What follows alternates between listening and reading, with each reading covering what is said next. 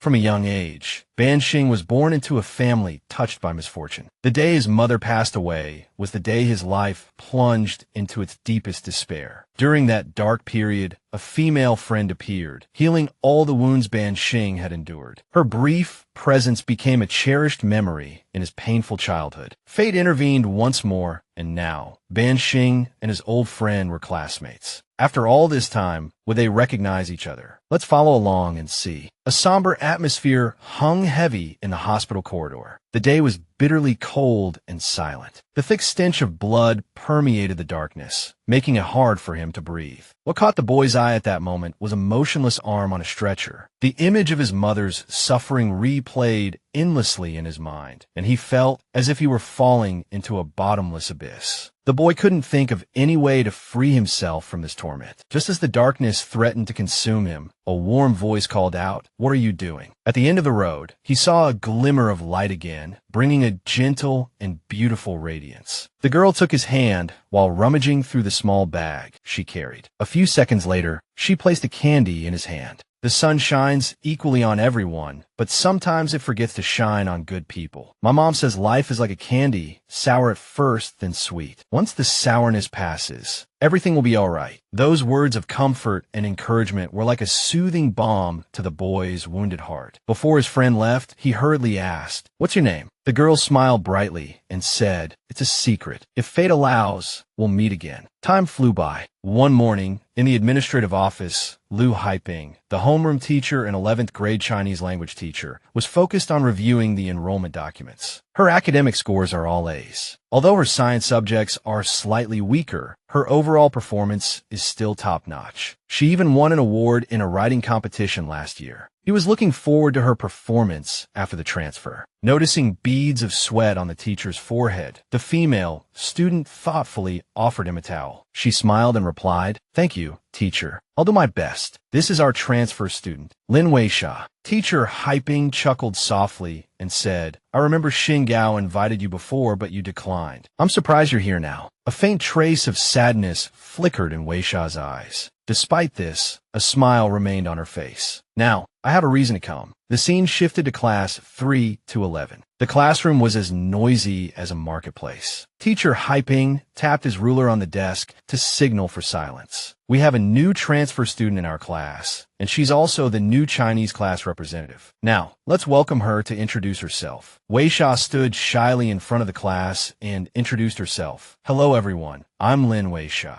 Please take care of me." The class erupted in whispers. "She's quite cute." "Yeah, her skin is really nice." She became the Chinese class representative as soon as she arrived, so her grades must be excellent. "She looks so plain. She must be an F-class student." Weixia turned to the teacher and asked, "Teacher, where should I sit?" He said gently, "You can sit in that empty seat for now, and we'll adjust later." A student named Chao suddenly raised his hand and suggested, "Sit here. There's an empty seat next to me." Weixia readily accepted the offer and walked towards the back of the classroom. Two girls huddled together, whispering, "It's a good thing she didn't sit next to Ban Sheng. Yeah, no girl is worthy of sitting next to him. Ban Sheng isn't here today. What a pity." Weixia overheard their conversation. She suddenly noticed that the name they had just mentioned was written on a notebook neatly placed on a desk. The moment she entered, a classmate, Ning Chao, waved a greeting. The girl responded with a small smile. "Lin Weixia, are you here on a Xingao invitation like me?" Ning Chao asked, his gaze intense. He continued earnestly, "Xingao takes in a small number of students each year for reputational reasons. They call us F-class students. I'm one of them. There are a few others. You'll see how ridiculous the whole class system is soon enough." Weixia paused, a flicker of confusion in her eyes. "Is that so?" she murmured just as the bell rang, signaling the end of class. Before dismissing the class, Lin Weixia, the homeroom teacher, reminded them, "Class representative,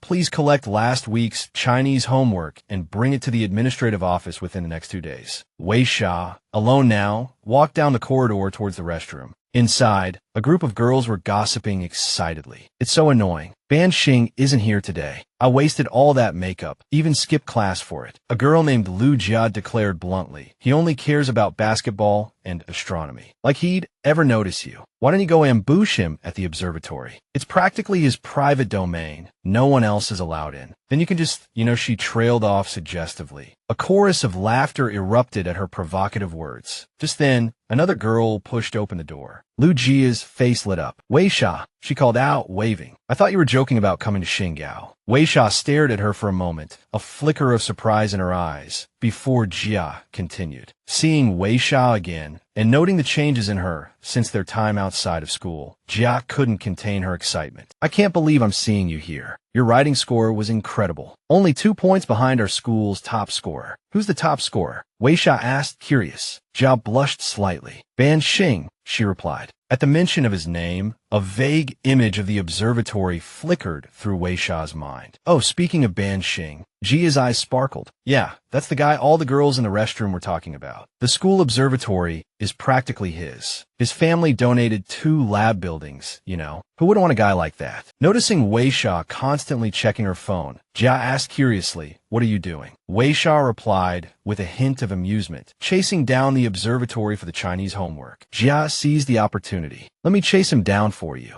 Taking Weixia's phone, she quickly typed a message to Ban Sheng. Hand your homework at 5 p.m. on Saturday. I'll go for you tomorrow. Then, turning back to Weixia with an eager look, she asked, help me pick out an outfit for tomorrow. Weixia readily agreed. Sure, I'll give you some pointers. Saturday afternoon arrived. 5 o'clock. Weixia sat listlessly, sighing. Shanghai doesn't allow students to work outside of school hours. Tama put in a good shift today. Towards the end of her shift, just as she was settling into a quiet lull, a sudden commotion broke the peace. 2 young male students were engaged in a heated physical altercation inside the internet cafe. Weixia immediately called for help. Security. Lin. This is Weixia at the front desk of the Shanghai Internet Cafe. There's a fight. Come quickly. One of the students approached and placed his ID card on the counter in front of Weixia. I'll cover the damages, he said curtly, and then the 2 of them left together. Weixia quickly picked up the ID. The name was both strange and familiar. It was Ban Sheng. A sense of unease washed over Weixia. She rushed out into the street. Despite the heavy rain, she scanned the area frantically, searching for the 2 students. Down the street, she saw Ban Sheng's friend on his knees, pleading, please stop hitting me. I'm begging you. Ban Sheng's voice was cold. It's a little late for begging. Luckily, Weixia arrived just in time. Ban Sheng, she called out. Hearing his name, he glanced over and saw the girl from the internet cafe running towards him, her face etched with alarm. Weixia's gaze locked onto Ban Sheng's face. Her features instantly triggered a memory, a flash of a girl from his past. He froze, utterly bewildered. Ban Sheng's 3 friends turned to look at Weixia.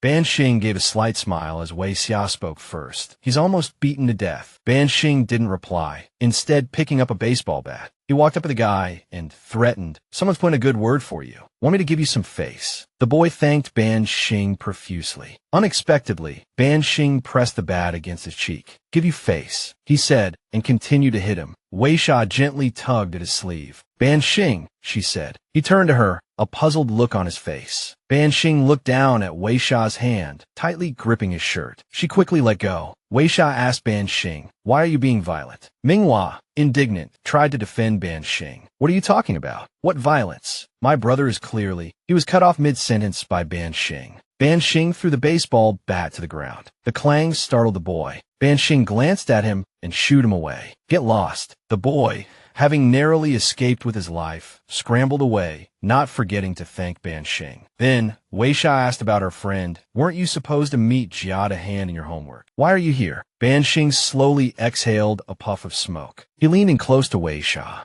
I don't like people who make the first move, but she chased me like that, so I said, maybe I could like you. Ban Sheng's proximity startled Weixia. She took a step back to avoid the close contact. Just then, her phone vibrated in her pocket. Weixia opened it. It was a message from Lianya. I've been waiting in the park near your house for over 2 hours, and I haven't seen you. It's getting really dark. A look of concern crossed Weixia's face. She quickly typed back, don't worry, send me the address. I'll come get you. With that, she ran off. Ban Sheng watched Weixia's retreating figure. Minghua came up to him then, reminding him, brother, the match is about to start. Let's go watch ours. Ban Sheng flicked Minghua on the head. Let's go, he said, making Minghua laugh. Thinking back on Weixia's actions, Ban Sheng couldn't help but sigh. As expected, she didn't recognize me. The rain was coming down hard. Jia was cold and heartbroken at their meeting place. Weixia immediately took off her jacket and draped it over Jia's shivering shoulders. I'm sorry I'm late. Seeing Weixia, Jia immediately threw herself into Weixia's arms and began to sob. Weixia gently stroked Jia's head, comforting her. Next time, if you can't reach someone, just go home. Jia blushed. I was bored, she mumbled. Weixia gave a soft laugh. The rain's letting up. Let's go. Weixia opened an umbrella, holding it over both of them. Jia shyly asked Weixia what had happened today. Before she could finish, Weixia reassured her, don't worry, I won't say anything. Jia gave a relieved and radiant smile. Thank you, Weixia.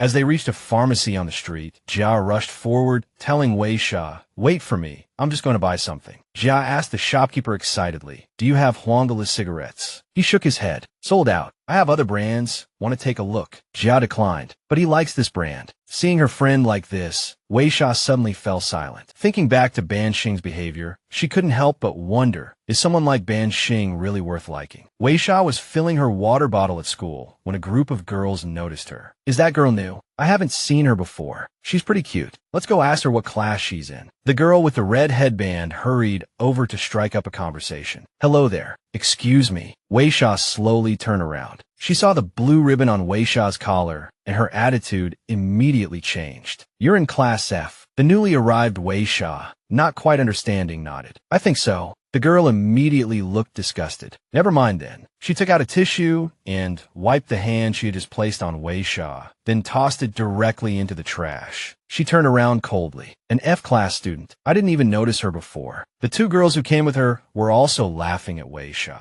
She's not bad looking, but it's a shame she's F-class. If you look closely, she does have that air of poverty about her. The short-haired girl with glasses standing next to Weixia consoled her. Weixia, don't mind them. They're always like that. The two began to chat more intimately. The short-haired girl introduced herself first. Hi, I sit next to you. I'm... Before she could finish, Weixia interrupted Fang Yema. Fang Yema was overjoyed that her classmate remembered her name. Wow, you actually know my name. I'm so happy. Weixia inquired about the earlier incident. Fang Yema, I wanted to ask, why did those people say I'm an F-class student? Fang Yema revealed, because A-class students have red ribbons, and we F-class students have purple ones. Weixia still didn't understand. So what's the difference between the two? According to Fang Yema's explanation, A-class students typically came from wealthy families, had better learning conditions, and had been privileged from a young age. They were, in short, powerful and exceptional. In contrast, F-class students were a more complex group. They either had poor grades, ordinary family backgrounds, or had transferred from other schools. A-class students were arrogant and always looked down on F-class students, saying they didn't want to talk to them. They believed they weren't on the same level, merely happening to study at the same school, and should be avoided. Just then, Lu Jia rushed over and linked arms with Weixia, excitedly saying, I've been looking for you everywhere. Let's go to the cafeteria. Noticing Lu Jia's red ribbon, Weixia realized she belonged to the school's upper echelon. Yet she showed no disdain towards Weixia, instead acting very friendly. Lu Jia pulled Weixia's hand, and Weixia had to say goodbye to Fang Yema. Then we'll go first, Fang Yema said cheerfully. Go ahead, go ahead. The cafeteria wasn't crowded. Weixia and Lu Jia's table was laden with delicious food. Lu Jia boasted excitedly, this was made by my aunt. She's an amazing cook. Or if you want something else, just tell me and I'll share. Weixia nodded her thanks to Lu Jia. Weixia handed her own drink to Lu Jia. This is sugar-free salted lemon. It's perfect for you, half the sugar. The two beautiful girls sitting together attracted everyone's attention, but also came with unpleasant whispers. Those two girls are so pretty. But isn't that one an F-class student? Why is Lu Jia eating with an F-class student? Lu Jia took the drink and smiled happily. Thank you, Shasha.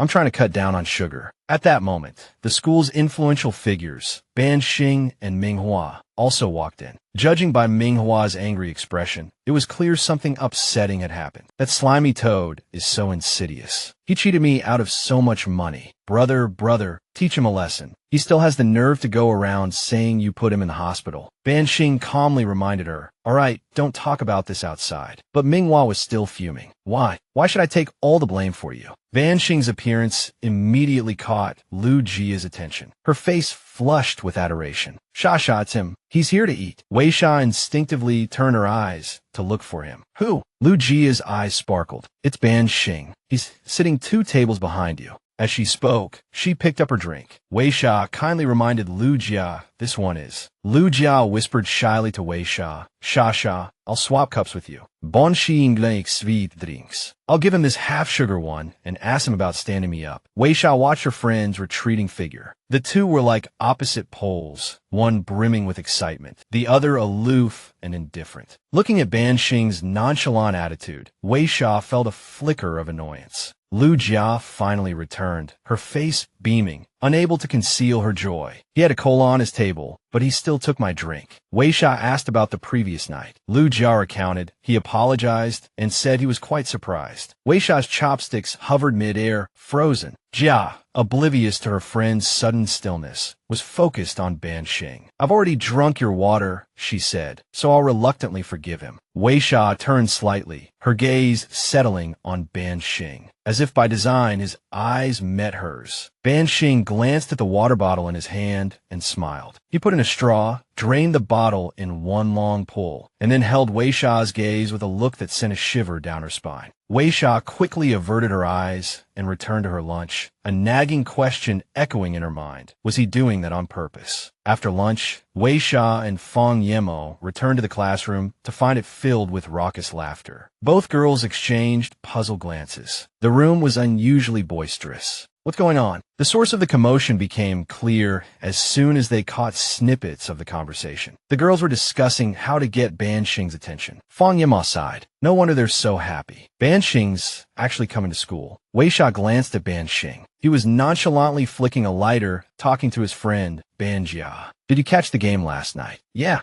Weixia walked past Ban Sheng, his eyes following her. Fang Yemo handed Weixia her notebook, whispering about Ban Sheng. He comes from a good family, gets good grades, even got a perfect score in physics. He's just a little aloof. All the girls are crazy about him, handsome and smart. See his shoes. Weixia glanced down, her eyes catching the gleam of expensive sneakers. I heard he loves them. Even school rules can't stop him from wearing them. A thought suddenly struck Weixia, even as Fang Yemo continued talking. Still, he's a top student. He'd probably only be interested in someone from Class A. Just then, a notebook landed on Weixia's desk. Ban Sheng's name was scrawled across the cover. She looked up. Ban Sheng spoke softly, his voice just loud enough for her to hear. Homework. Then, his tone shifting back to its usual indifference, he added, try someone else next time. Back at his desk, Ban Sheng's interaction with Weixia immediately sparked a flurry of gossip. What's going on? Ban Sheng actually talked to a girl, and a new girl from Class F, no less. Only Fang Yemo was thrilled. Ban Sheng talked to you, and you ignored him. He even said to try someone else next time. Weixia, however, found the whole thing unremarkable. It's nothing, she replied flatly. Nothing. Weixia's hands, busy sorting a stack of notebooks, paused. She recalled his tone and felt a prickle of unease. It was the same threatening tone he'd used that other day. He's really intimidating. Just then, the school's PA system crackled to life. All students are to report to the training grounds immediately for physical activities. The new student council will be conducting a surprise inspection of class discipline. The students began to move. As they walked, Fang Yemo noticed that Weixia's name tag was missing. Weixia, where's your name tag? Weixia patted her chest. Isn't it on me? Where's my name tag? Panic began to rise. Weixia started searching frantically. Go on ahead to the training grounds, she told Fang Yemo. I'll go back and look for it. Weixia searched high and low, but the name tag was nowhere to be found. Strange, where could it have gone? Suddenly, a figure appeared before her. Weixia looked up. It was the same face, the same smile. Ban Sheng held out her name tag. Looking for this. Relief washed over Weixia. Thank you for finding it. Ban Sheng leaned closer, catching Weixia off guard. I didn't find it. New girl, he said. Weixia stared at him, surprised. Ban Sheng smiled, a look of satisfaction on his face. As he brushed past her, he made a demand. Remember to give me 12 yuan. Weixia watched his tall, slender figure retreat. A question lingered in her mind. Why did he help her? School was out, and students spilled out across the campus.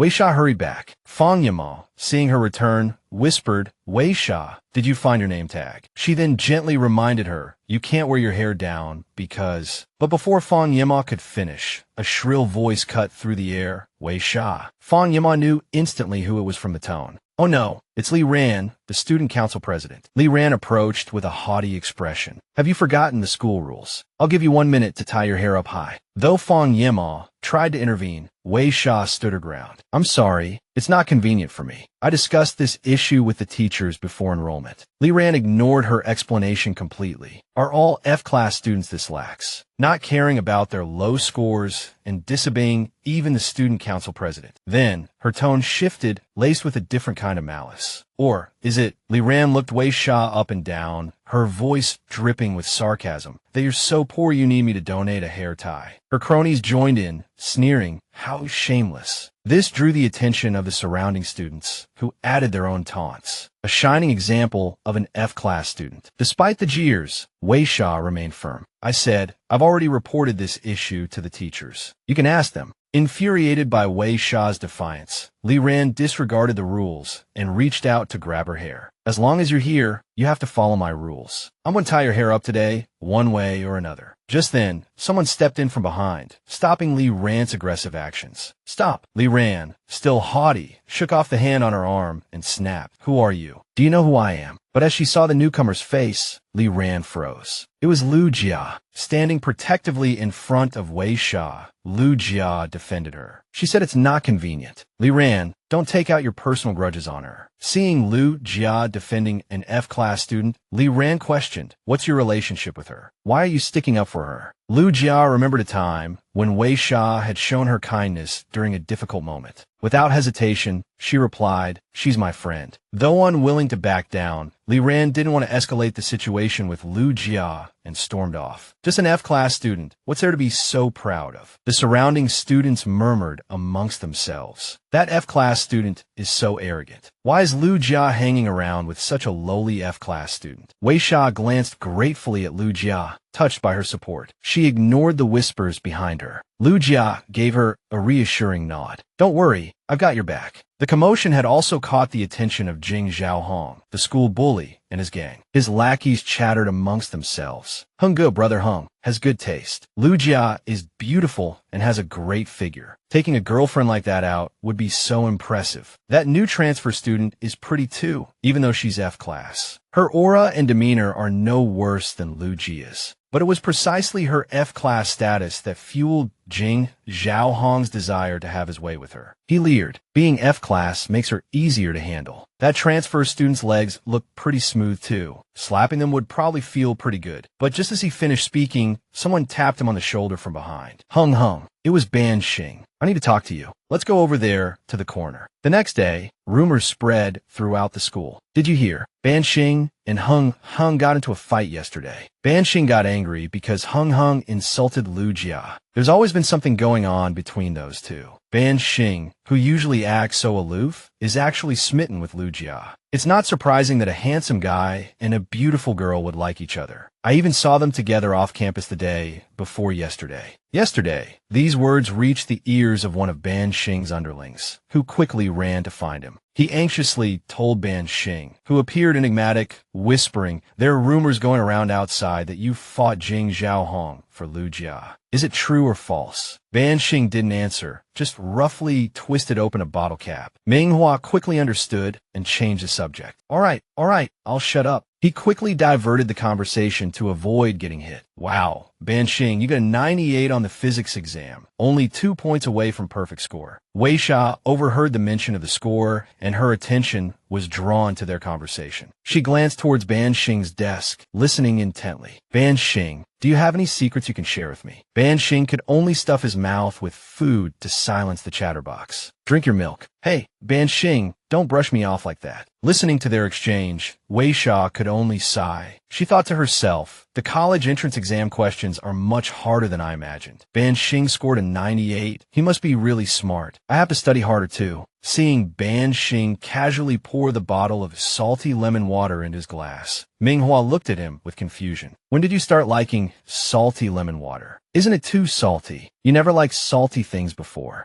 But Ban Sheng replied meaningfully, I suddenly started liking it recently. These words unintentionally drifted to Weixia's ears, derailing her train of thought. A flutter of excitement rose in her chest upon hearing this. It was break time. Weixia now had Lu Jia as a friend, but she was worried about what happened to Lu Jia yesterday. Will they cause trouble for you? Lu Jia replied innocently, Don't worry, they wouldn't dare. Lu Jia suddenly remembered to ask Weixia, Oh, right, huh? Where did you find that badge in the end? Weixia honestly replied, I didn't find it. Ban Sheng sold me a new one. I don't even know how he made it. Hearing this, Lu Jia said, It's not surprising if it's him. Ban Sheng is a resourceful person. He figured out how to make money a long time ago. He was also involved in designing the school uniform badges for the students. The more Lu Jia talked about Ban Sheng, the more admiration filled her eyes. But his family is so rich, he definitely didn't do it for the money. It's really admirable. Seeing her friend's attitude, Weixia teased, getting more and more smitten, aren't you? I heard he fought for you yesterday. Lu Jia, hearing this, shyly interrupted her. Don't say any more. Her demeanor shifted, becoming hesitant and coy. Actually, Lu Jia confessed timidly, I've liked Ban Sheng for a long time. Ban Sheng isn't like other boys. He likes astronomy, physics. He once went to the Western Observatory by himself to look at the stars, staying there for 2 months just to find a specific star. He also likes swimming and has been to many places, seen all kinds of oceans. But the more outstanding Ban Sheng is, the more Lu Jia feels she doesn't deserve him. I don't know how to read star coordinates, and I'd drown if I went into deep water. I feel like I can never keep up with his knowledge and thoughts. After listening to these words, Weixia comforted her friend, Lu Jia, I'm not very good at comforting people, but don't be too hard on yourself. Suddenly, Lu Jia grabbed Weixia's hand, pleading, Haha, can you help me pursue him?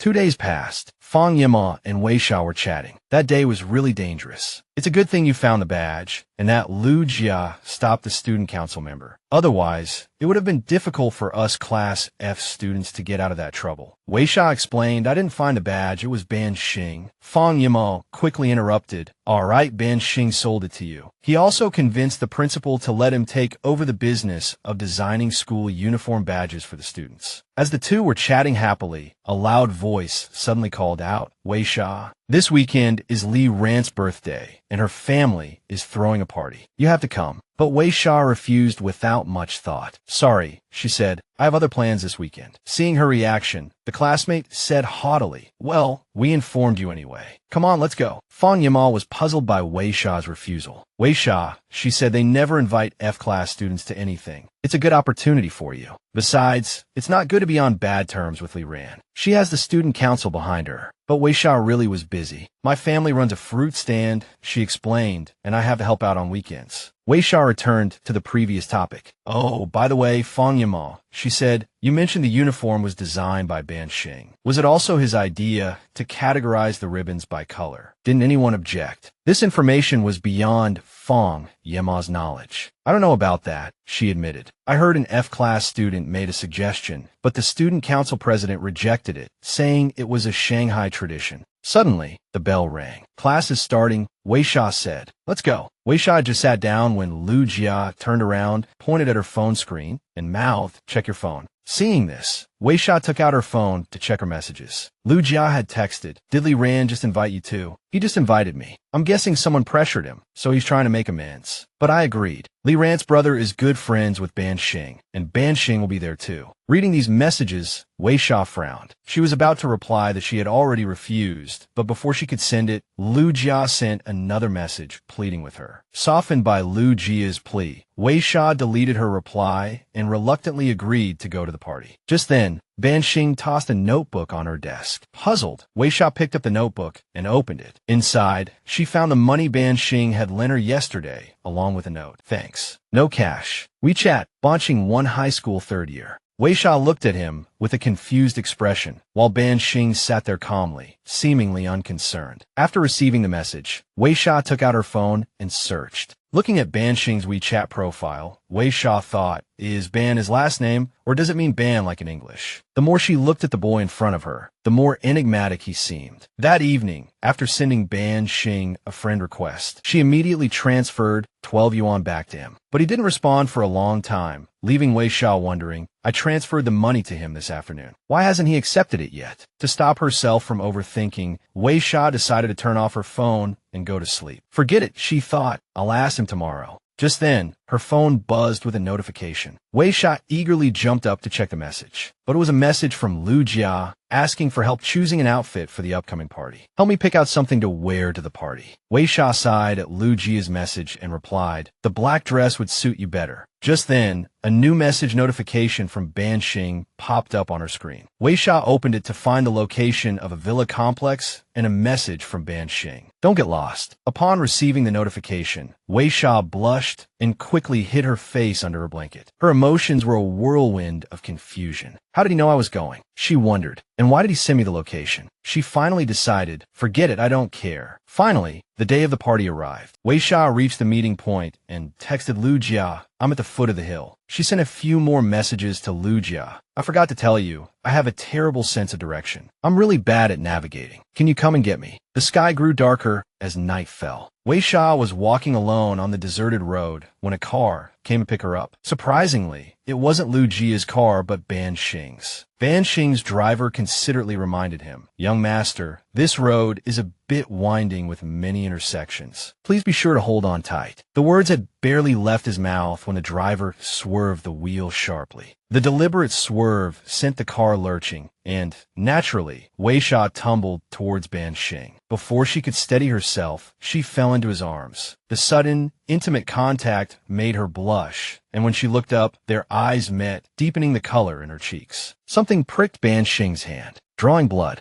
Weixia quickly rummaged in her bag. Your hand. It's been pricked by a cactus. Here, use this bandage. Ban Sheng took the band-aid from her and applied it with practiced efficiency. Watching his handsome, focused face, Weixia felt a flutter in her chest. By the way, she said, aren't you already at the party? I saw pictures in the group chat, and I saw you in them. Ban Sheng's gaze rested on her. I had to step out for a bit. Li Ran's brother asked me to pick something up and to check if anyone got lost on the way. The car stopped in front of Li Ran's house. Ban Sheng moved to help Mr. Chun, Li Ran's brother, with some packages. Your back isn't good, sir. Let me carry that. Mr. Chun demurred. It's all right, young master. I can manage it in 2 trips. Feeling a pang of guilt, Weixia offered, let me help too. Ban Sheng handed her a lighter package. You take this. You don't need to carry anything heavy. I'll be right back. Weixia thought how considerate he was. Looking at what she held, Ban Sheng explained, this cactus is a birthday present for Li Ran. Weixia's expression faltered. I don't really have a gift to give. He continued, this cactus is something I've been growing for a long time. It's quite precious to me. That's why I'm giving it away. Ban Sheng asked, is that so? Do you feel like your gift isn't good enough? Suddenly, he leaned closer and snatched the cactus from her hands. This thing pricked me, so it belongs to me now. He handed her a different gift. Give this to Li Ran. She said she wanted this celebrity's autograph. Earlier, Weixia had been confused. I thought my gift was fine. If you wanted to give her something, you didn't have to do it through me. Now, Ban Sheng revealed his reason. Li Ran is allergic to cacti.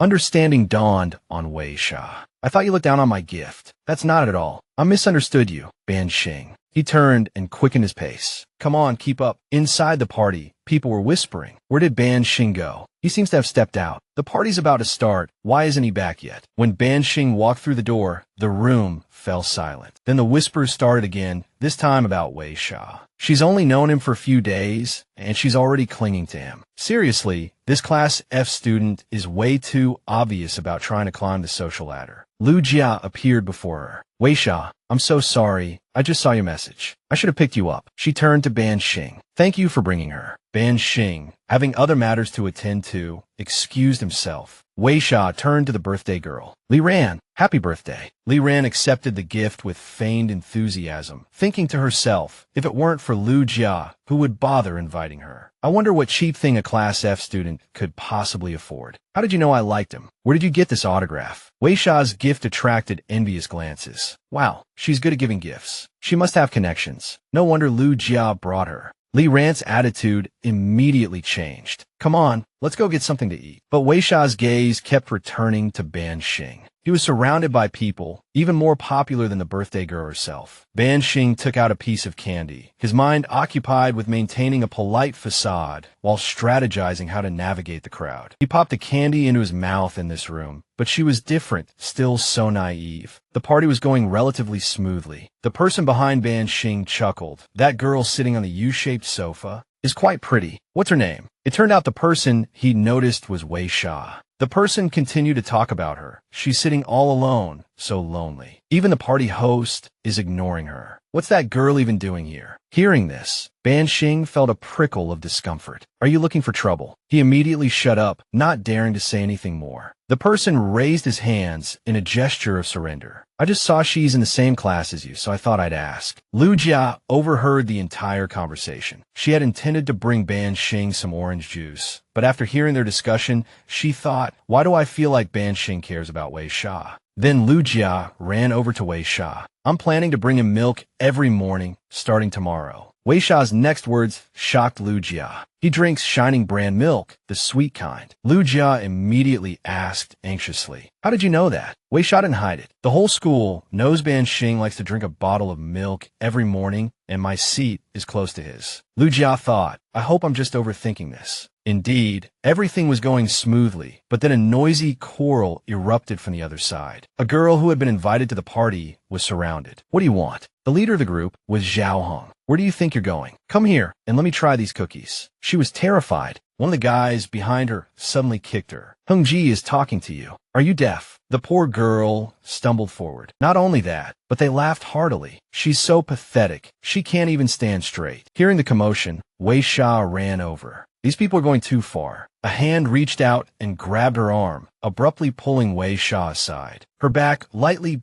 bumped against the wall behind her. Who? What are you doing? It was none other than Ban Sheng. It's me. Don't go over there. Zhao Heng's voice continued to taunt. Hey, girl, who invited you here to cause trouble? This stuff tastes awful too. How dare you bring such disgusting things to a party? Zhao Heng sat down and poked her head. Let me ask you, when you were making these cookies, did any dandruff fall in? His lackeys roared with laughter. Boss, stop it, I'm going to puke. Weixia couldn't stand it any longer. Can't you see she's being bullied? But Ban Sheng still held her back. If you go out there now, you'll only provoke them. Weixia didn't care. So what? I have to go over there. Ban Sheng stopped her. Weixia. He suddenly unwrapped the bandage on his hand. A cactus spine got stuck in, and I can't get it out right now. Help me get out, and I'll let you go. Weixia looked at him thoughtfully. You better keep your word. Ban Sheng didn't want her to get into danger. The more he helped her, the more those guys would go too far. If you don't interfere, someone will come and deal with it. However, Weixia didn't think so. Watching her being bullied is no different from being one of the bullies. Li Ran's voice rang out. Zhao Heng, it's you guys as I expected. I asked my classmate to help out. Why are you bullying her? Weixia breathed a sigh of relief. With Li Ran there, the girl should be safe. But was Li Ran's arrival just a coincidence? Ban Sheng tugged on her hand. Hey, Weixia, the matter's resolved. Focus now. Weixia said, I've already pulled the spine out. It was an excuse Ban Sheng had deliberately made. He hadn't even re-wrapped his bandage. Having no choice, Weixia quickly wrapped it up for him. You better keep your word. I'm going over there now. Ban Sheng voiced his thoughts. You're right. I'm really no different from him. Hearing this, Weixia paused abruptly. Pushing it further, Ban Sheng teased, so you better get used to it. I might come looking for you anytime. Weixia ignored him, walking swiftly towards the others. Zhao Heng, clearly displeased by the jest, protested. I swear, we were just joking with her. Why can't we have a little fun? Li Ran immediately interjected. Who jokes like that? Come on, let's go downstairs and cool off. Before leaving, Zhao Heng turned back, casting a look over his shoulder. Consider yourself lucky this time. Next time, I'll have to try something more exciting. The bullied girl picked up the scattered cookies from the floor, tears welling in her eyes. Weixia extended a hand towards her. Don't be afraid. They're gone. She looked at Weixia's eyes at the gentle gesture. I'll take you away from here. Outside Li Ran's house, Weixia helped the bullied girl into the car. Li Ran's voice called out from behind them. Hey, Weixia, wait a second. I'm so sorry. I didn't expect those guys to be so awful. I invited you both here, so I have to take responsibility. Please accept these gifts as an apology. Please take them. Weixia accepted the gifts gratefully. Thank you. Li Ran offered further assistance. It's not safe to walk at night. I'll have my driver take you home. Night had fallen. In a dimly lit alleyway, a group of thugs huddled around a makeshift gambling table. Who said that? 3 years of tuition would wipe out a family savings. Are you kidding? How much can you win gambling? Peanuts. Schooling is a losing game. Regardless, sending your daughter to a prestigious school gets her close to those rich boys. And girls, that's right. Make some connections. Li Ran's car stopped at the alley's entrance. I can only take you this far. The road's too narrow for the car. Weixia carefully slipped the plastic bag into the girl's hand. There's medicine in here from Li Ran. Your hand and knee are injured, so remember to apply it. It's very dark. Let me walk you home. The girl declined Weixia's kindness and walked away, her gait unsteady, limping slightly. Weixia watched her receding figure, lost in thought. Why was she avoiding her? Was it because she was in Class F? Class A students, Class F students, these complex classifications. Class F students were either academically challenged, from ordinary families, or transfers from other schools. Ultimately, these are just excuses to bully others. If he were in Shanghai, he would never stand idly by. Weixia herself had been bullied at her previous school. He dresses so strangely. Is she disabled? Hey, are you deaf? Can you hear us? Weixia had been at a loss back then, forced to endure it. No, please stop it. A young boy had stepped forward to defend her. I won't let you bully him. He hadn't fared well. Another busybody had hit him. Even until the end, he had tried to protect Weixia. Run. It was a dream Weixia never wanted to relive. Whenever the dream resurfaced, Weixia felt utterly drained. He had dreamed of the past again. Pushing the memory aside, Weixia had to get ready for class. Every day, he had to wear his hearing aid. Weixia carefully adjusted it, making sure it wouldn't fall out. Aunt Lin, Weixia's aunt, smiled. Is it hot lately? I made some herbal tea. Take it to school with you. But Weixia immediately refused. Aunt, please don't. How could he ever win against Aunt Lin's insistence? No, it's hot. You need to drink herbal tea to cool down. It's very effective. Even Lu Jia found it hard to swallow. It's too bitter. Weixia laughed. So you can't drink it either. I'll tell my aunt to change the recipe when I get back. Suddenly, Lu Jia changed the subject. By the way, Weixia, have you decided which club to join? Do you want to sign up for the basketball club with me? Come on, Ban Sheng is in it too. You promised you'd help me. In truth, Weixia's heart belonged to the cello club. Lu Jia wouldn't let her get a word in edgewise. It's not good to always stay cooped up in the classroom. You need to get out and get some exercise, okay? So it's settled then. Today's mission accomplished. Weixia still gazed longingly at the booklet filled with photos of the cello club. Weixia didn't want to dampen Lu Jia's enthusiasm. Just then, one of Ban Sheng's friends, walking beside him, said, Hey, Ban Sheng, how'd you get a carton of milk on your desk? And it's even Shangwan brand, the one you like. Who knows you so well? It must be from some admirer, right? So lucky I want one too. Ban Sheng, however, only had eyes for Weixia,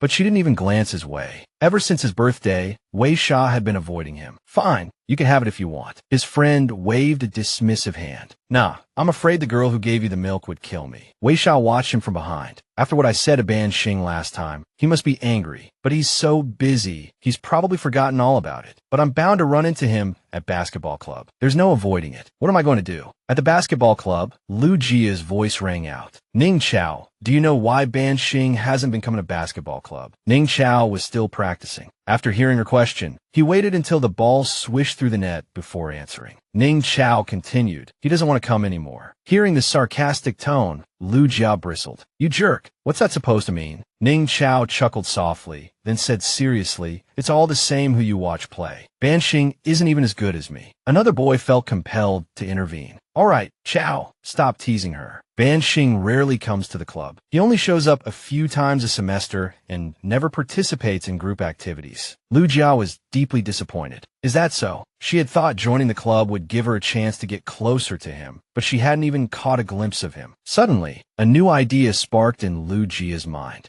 Weixia, could you deliver a letter to Ban Sheng for me? Weixia really didn't want to get involved. Lu Jia, I don't really know him. Lu Jia pleaded. Even if you don't know him well, you two sit close to each other. You can slip it to him discreetly when the homework is being handed out. Weixia asked, perplexed. Lu Jia, why don't you give it to him yourself? At this, Lu Jia lowered her head. I'm afraid of being rejected. If he doesn't like anyone, then I won't have to feel so anxious and uncertain all the time. But after you deliver the letter, I'll definitely confess my feelings. feelings. I'll tell him I've been giving him milk every day. I've already written the letter. And besides you, I don't want anyone else to know about this. Please, Sha, I'll buy you ice cream this weekend. Weixia reluctantly agreed. All right, I'll try. In Weixia's classroom, she walked over to Ban Sheng's desk. Taking advantage of the empty room, she thought, I just need to put the letter on his desk. Weixia carefully placed the letter on the desk, but a gust of wind from the window swept it away. A look of panic flashed across Weixia's face. Thankfully, the letter only flew within the classroom. Just as she reached down to retrieve it, someone else picked it up first. It was Ban Sheng. Is this for me? Weixia didn't answer, trying to move away, but Ban Sheng's hand caught hers. So you're asking me out? All right, I'll be there. The day after tomorrow afternoon. That wasn't what Weixia intended at all. He had misunderstood. No, it's not me, it's Lu. Before she could finish, several students burst into the classroom. It's so hot. Didn't the forecast say it was going to rain? When has the forecast ever been right? Oh, hey Ban Sheng, you're here too. Seizing the opportunity, Weixia quickly slipped away. The process didn't matter, as long as he showed up in the end. The appointed day arrived. Weixia stood at the school gates, waiting for Ban Sheng. He'd promised to meet her, and she doubted he'd go back on his word, yet a nagging unease settled in her stomach. She looked up and felt a jolt of surprise. Lu Jia was approaching, arm in arm with Ban Sheng. Lu Jia waved and called out, her voice startling Weixia. Weixia! Weixia spun around, a sudden flush of guilt warming her cheeks. Ban Sheng's gaze was cold. Lu Jia, oblivious, frowned. That's weird. Can't she hear me? Weixia's thoughts whirled in a confused jumble. Ban Sheng had misunderstood.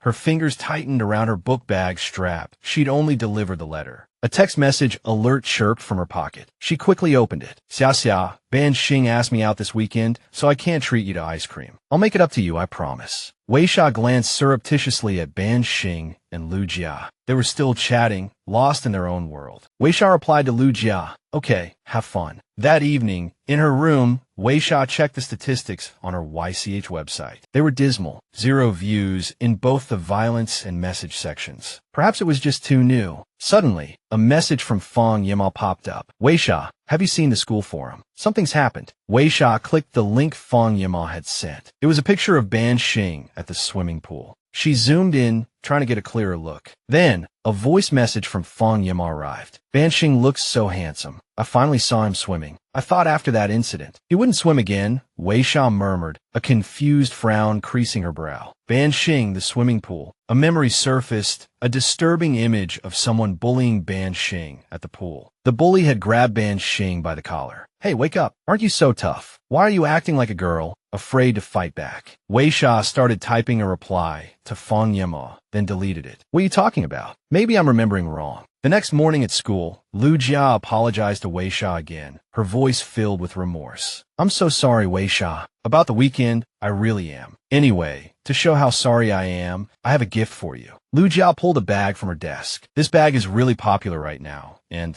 I thought it would suit you perfectly. Weixia quickly refused. No, it's too expensive. I can't accept it. Come on, I bought matching ones for us, one for each of my best friends. It would be such a waste if I'm the only one who uses it. Weixia relented. Okay, thank you for the gift. I'll treasure it. Lu Jia watched Weixia do her homework, then leaned in and whispered, actually, I went to Ban Sheng's house this weekend. We're closer now. Weixia smiled. Things are going well then. Looks like Cupid's arrow struck you too. Lu Jia's brow furrowed playfully. Hey, you're making fun of me again. She nudged Weixia, pretending to be angry. Weixia giggled, sensitive to the touch. Stop it, Jia, I'm ticklish. Lu Jia retorted, I'm gonna keep doing it. See if you still laugh at me then. Weixia laughed until tears welled in her eyes. She held up her hands in surrender. Okay, I give up. Still chuckling, she backed up slightly, bumping into someone. She quickly turned around. Sorry. In her haste, she'd smudged ink on his shirt. She looked up and froze. Why is it him? Weixia averted her gaze. I'm sorry. Lu Jia smiled. Good morning, Ban Sheng. Weixia didn't mean to do it. Don't be mad at her. Lu Jia's eyes widened, fixed on Ban Sheng. Ban Sheng stepped closer to Weixia. Come with me. Later, during class, Fang Yimao, sitting next to Weixia, whispered, Weixia,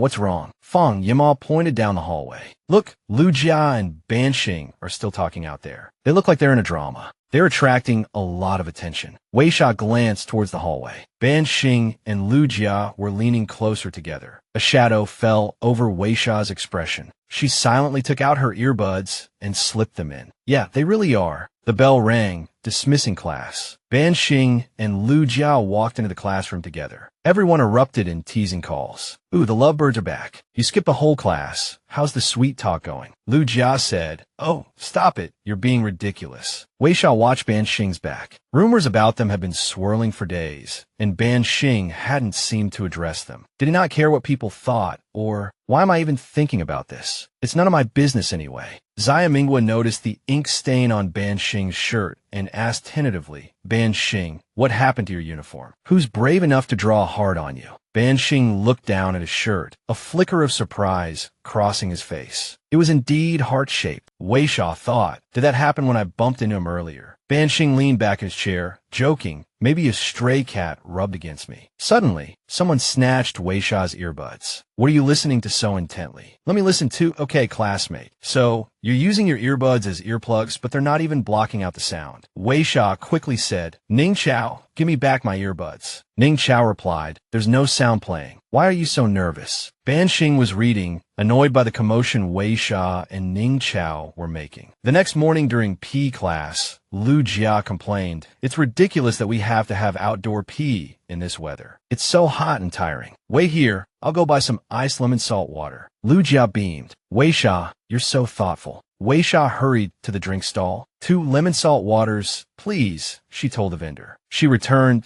2 drinks in hand, a smile on her face. Jia, I'm back. Lu Jia, however, was busy talking to Ban Sheng and didn't notice her. Ban Sheng, why do you like plum candies? Are they good? Ban Sheng replied, coolly, yeah. Then why don't I go with you to buy some? Ban Sheng glanced at Weixia, then turned back to Lu Jia. Okay. Weixia froze, hearing his answer. Before leaving, Lu Jia said to Weixia, sorry, Weixia, Ban Sheng came to find me. Then she walked off with Ban Sheng. Weixia thought, is he doing this to get back at me? He knows Lu Jia and I usually eat lunch together, so he's taking her away and leaving me alone. It might have been a coincidence at first, but it's happened so many times now, it's obvious. He's doing it on purpose. Ning Chao appeared like a gust of wind. Hey, classmate, what are you standing there for? Nothing. I always see you wearing pink. Do you really like pink? Ning Chao replied, you noticed. Pink is this classmate's lucky color. Wearing it brings good luck. Ning Chao casually took one of the drinks from Weixia's hand. I just finished playing basketball. I'm dying of thirst. Thanks. You again. How old are you? Acting so childish. Ning Chao said as he drank. Lu Ji is already gone with Ban Sheng. It's a waste to buy her a drink, so you might as well give it to me. He finished the entire drink in one gulp. Ning Chao burped. Refreshing. Don't worry, I'll buy you another one tomorrow. Ban Sheng looked displeased. Ning Chao. Him again. Lin Weixia, why can you talk normally to everyone else, joke with them, but you keep avoiding me? She stood there buying something. Suddenly, Ban Sheng turned and walked away. Lu Jia asked Ban Sheng what's wrong. Are you feeling unwell? I'm leaving. Lu Jia clutched the bag of candy hurt. I left Weixia to buy candy with him, and he just walks off? What am I to him, anyway? It's been a week, and Jia hasn't come to school today either. Weixia, are you worried about Lu Jia? I heard Ban Sheng stood her up last weekend. Lu Jia got dumped by Ban Sheng. Dumped by Ban Sheng. Fang Yimao speculated, yeah. I also heard that Ban Sheng actually has another target. The person he likes is a senior from last year. Someone as proud as Lu Jia is definitely skipping school because she's afraid of being laughed at. Weixia immediately took out her phone and texted Jia. Jia, why didn't you come to school today? Are you feeling unwell? Jia, are you okay? Text me back if you see this. Jia, if you need someone to talk to, I'm always here. Seeing that Jia hadn't replied, Weixia grew even more worried. So, Weixia tried calling Jia. After a long ring, a recorded voice came from the other end. The number you have dialed is currently busy. She hung up. At least her phone isn't off this time, so she probably won't do anything foolish. But knowing Jia's personality, after being treated like this by Ban Sheng, she must be heartbroken. And I even gave her that letter. No, I have to go find Ban Sheng and get to the bottom of this. The next day on the basketball court, Ban Sheng was focused on his game. A friend walked over and said, Hey, Sheng, wanting to teach you a few moves. Ban Sheng immediately refused. Forget it with your lousy skills. Then, dribbling the ball, he continued, teach me. You're not qualified. With that, Ban Sheng jumped and shot the ball straight into the basket. The ball slammed heavily against the floor, and everyone praised Ban Sheng. Nice shot. Weixia softly called out to him, I need to talk to you. Ban Sheng, wiping his sweat, glanced at Weixia, then brushed past her. I'm busy right now. Weixia turned and said, 5 minutes. I only need 5 minutes. The others urged him, Sheng, give the girl a break. She's the prettiest one who's ever come looking for you. Hey, we'll leave you two to chat. After everyone had left, Ban Sheng turned around and said, then he tossed the ball to Weixia and said coldly, if you can get this ball in the hoop, I'll give you 5 minutes. Weixia agreed. Fine, it's a deal. She rhythmically bounced the ball. Ban Sheng asked, how long have you been in the basketball club? You can't even dribble, and you dare to agree to this. Weixia replied, if I hadn't agreed, would you have had the patience to listen to me? Now, Weixia was concentrating, preparing to shoot, when Ban Sheng intercepted the ball. Weixia, you can't beat me. Don't waste your time. She thought, I definitely can't beat him in a direct confrontation. If I use a feint, maybe I'll have a chance. Weixia moved back and forth, trying to fake him out. Now's my chance, she thought, seizing the moment and shooting the ball. But Ban Sheng saw through her ruse. Ban Sheng caught the ball and chuckled. Not bad. Try again. 20 minutes later, even though she was exhausted, Weixia still hadn't managed to get the ball in the basket. Ban Sheng said to Weixia, still want to continue.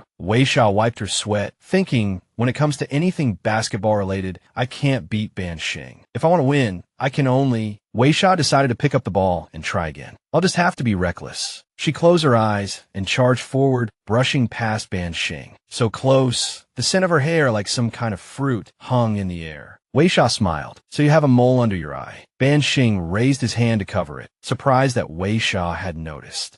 Now's my chance. She moved closer to the basket again, raised the ball, and shot with all her might. The ball swished through the net. She shouted, I won. Ban Sheng hadn't expected Weixia to succeed. Triumphant, Weixia quickly wiped the sweat from her brow. Ban Sheng realized he'd been careless. Weixia was engrossed in a book when Fang Yema walked over and asked, Weixia, what are you reading so intently? She held up the book for Fang Yema to see. It was an Agatha Christie mystery. Fang Yema had assumed Weixia spent all her free time studying. Weixia handed Fang Yema another book. And this one, Little Women. You can read it and take notes. Fang Yema accepted it gratefully. Okay, I'll give it a try. Suddenly, Ban Sheng grabbed Weixia's wrist and pulled her away. Time's up. You promised to help me with my Chinese. The book tumbled from Weixia's grasp. Ah, my book, she cried. Don't worry, Fang Yema reassured her. I'll take it back for you. This concludes this episode's book recommendations. If you have any books you'd like to recommend, please leave a comment below. Weixia sought out Ban Sheng privately. The day I delivered the letter, she confessed, I meant to explain, but suddenly the classroom filled with people, and I didn't get the chance. That's why you misunderstood. I'm sorry, she said earnestly. But as Lu Jia's friend, I don't want to see her hurt, so I wanted to ask you to go and see her to explain about standing her up. Ban Sheng countered, and what's in it for me if I go see her? Weixia looked away, flustered by his question. Figure out yourself, she mumbled. Ban Sheng's expression was unreadable. He turned to face her, a gentle smile playing on his lips. That night, she tossed and turned, her eyes glued to her phone. When it finally vibrated, she snatched it up. It was a message from Lu Jia. Lu Jia, Weixia replied instantly, if you want to talk, I'm here. Lu Jia's message read, I'm sorry, Weixia. I've worried you these past few days. The weather turned cold, and I came down with a bad cold. On top of that, Ban Sheng stood me up, so I haven't been feeling well. That's why I haven't been at school and haven't been replying to your messages. Lu Jia continued, addressing the earlier incident. And that day, I didn't actually go to his house. I just happened to be passing by and secretly took a picture of him swimming and uploaded it to Weibo. I did it partly out of vanity, but also to stake my claim, using the rumors to my advantage. But the funny thing is, he doesn't care what I do. At that moment, Lu Jia felt an invisible wall between herself and Ban Sheng. After hearing everything from her friend, Weixia hesitated for a long time before finally sending a message. Lu Jia, no one is more important than you.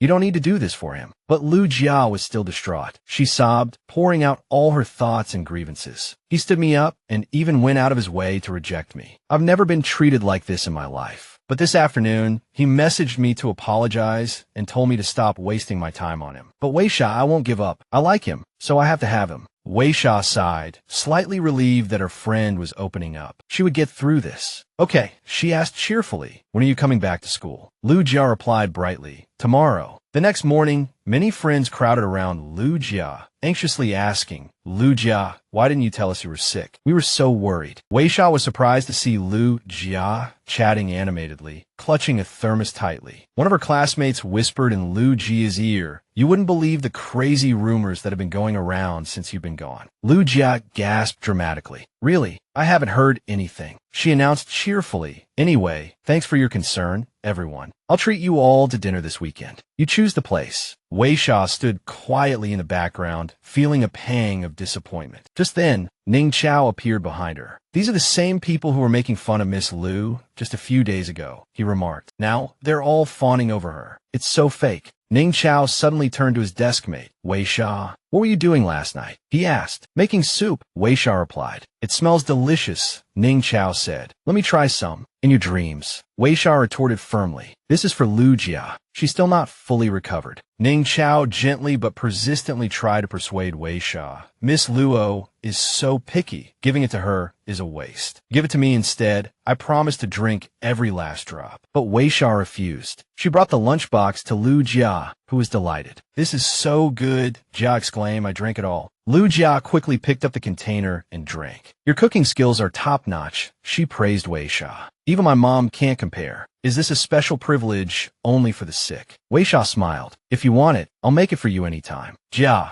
unable to contain her happiness, linked arms with Weixia. It's so great to have a friend like you. Come on, it's time for exercises. You go ahead, Weixia replied. I need to use this time to finish a draft. Weixia walked alone down the hallway, looking down at the school grounds. She heard the commands. Attention. 1, 2, 3, 4, 5, 6, 7, 8. 2, 2, 3, 4. Standing outside the classroom door, she overheard a conversation about herself. Hey, don't you think that new transfer student is a bit of show-off? You mean Lin Weixia. She even made soup for Lu Jia. And she knows how to act all innocent in front of the boys. Always putting on a show. Thinks she's some kind of goddess. Weixia abruptly pushed the door open, having stood outside, listening to the criticisms. Seriously, what era are we in? Someone's still using a thermos. So lame. I don't like her either. Look at that bag Lu Jia gave her. She probably just pitted her in her ugly shoulder bag, so she gave it to her. That's probably why she gave it to her. Mustering all her courage, Weixia stepped into the classroom. The group of classmates looked up in surprise. They quickly dispersed. Come on, let's go do exercises. Weixia felt a pang of hurt and shame. It's okay, she told herself. As long as Lu Jia is back in school, I don't care what others say. Weixia thought about the promise she had made and decided she should take care of it soon. She opened her phone, checking the map and the message. Don't get lost. Weixia frankly asked, what do you want in class? She simply sat alone in a corner, ignoring everyone, quietly reading her book. Lost in thought, Weixia was brought back to the present by the teacher's voice. Class, the teacher announced, there have been a lot of changes in the midterm rankings. Everyone needs to address their weaknesses. Remember, exams are not the goal. They're just a tool. For regular students, exams are just a periodic summary of learning outcomes. But for students in specialized schools, if you don't work hard, you might fall into the F rank. The entire class collectively held their breath. The teacher held up the top exam papers, emphasizing first place in our class is still Ban Sheng, especially his physics scores. I really want to hang his problem-solving methods on the wall for you all to learn from. Xiao Minghua jokingly raised his hand. Don't do that, teacher. The class still needs to breathe. How can you hang him on the wall? Behind him, Ban Sheng, embarrassed, kicked the leg of Xiao Minghua's chair, causing him to fall on his backside. The teacher sternly addressed Xiao Minghua. I haven't even gotten to you yet. How did you do your physics multiple choice questions? You didn't get a single one right. The whole class turned to look at their goofy classmate, bursting into laughter. The teacher continued. Also, Lin Weixia's results are excellent. She's ranked second this time, and her essay received a perfect score. The class began murmuring amongst themselves. A perfect score on the essay. Did she copy it? Weixia sat quietly, holding her book, listening to the whispers. Someone said, it's just one test. She's a transfer student. Her previous scores were all zeros. An F-rank student is still an F-rank student. Fang Yima complimented Weixia. You're amazing, worthy of being the language representative. Weixia blushed, murmuring a thank you. The teacher addressed Lu Jia. And Lu Jia, your ranking dropped 6 places. You're almost out of the top 10. Come see me in my office after class. Lu Jia looked surprised at her results. A few moments later, Lu Jia regained her composure, gazing at the sky with a relaxed expression. In the teacher's office, The teacher carefully reviewed her exam paper and offered her comments, clearly surprised by the results. Lu Jia, with your abilities, how could you make mistakes on these questions? Did you not read them carefully? Look at Lin Weixia's reading comprehension score. Lu Jia remained impassive. The teacher continued, it's not just language arts. Your math scores have also dropped. If you're struggling with geometry, you can ask Lin Weixia. She excels in that area. Lu Jia crossed her arms and calmly replied, aren't fluctuating grades normal? And why do you keep mentioning Lin Weixia when you're talking about my scores? The teacher, displeased by her tone and attitude, admonished, what kind of attitude is that to speak to a teacher? Can't you accept a little criticism? She stubbornly retorted, I'm just being honest. Just then, Weixia arrived at the teacher's office. These are the essays that need to be reviewed and discussed during evening study hall, she said. All right, Lu Jia. The teacher said, you can go back now. Lu Jia turned her head away. Weixia called out to her, but she seemed to ignore her. Weixia quietly watched her go.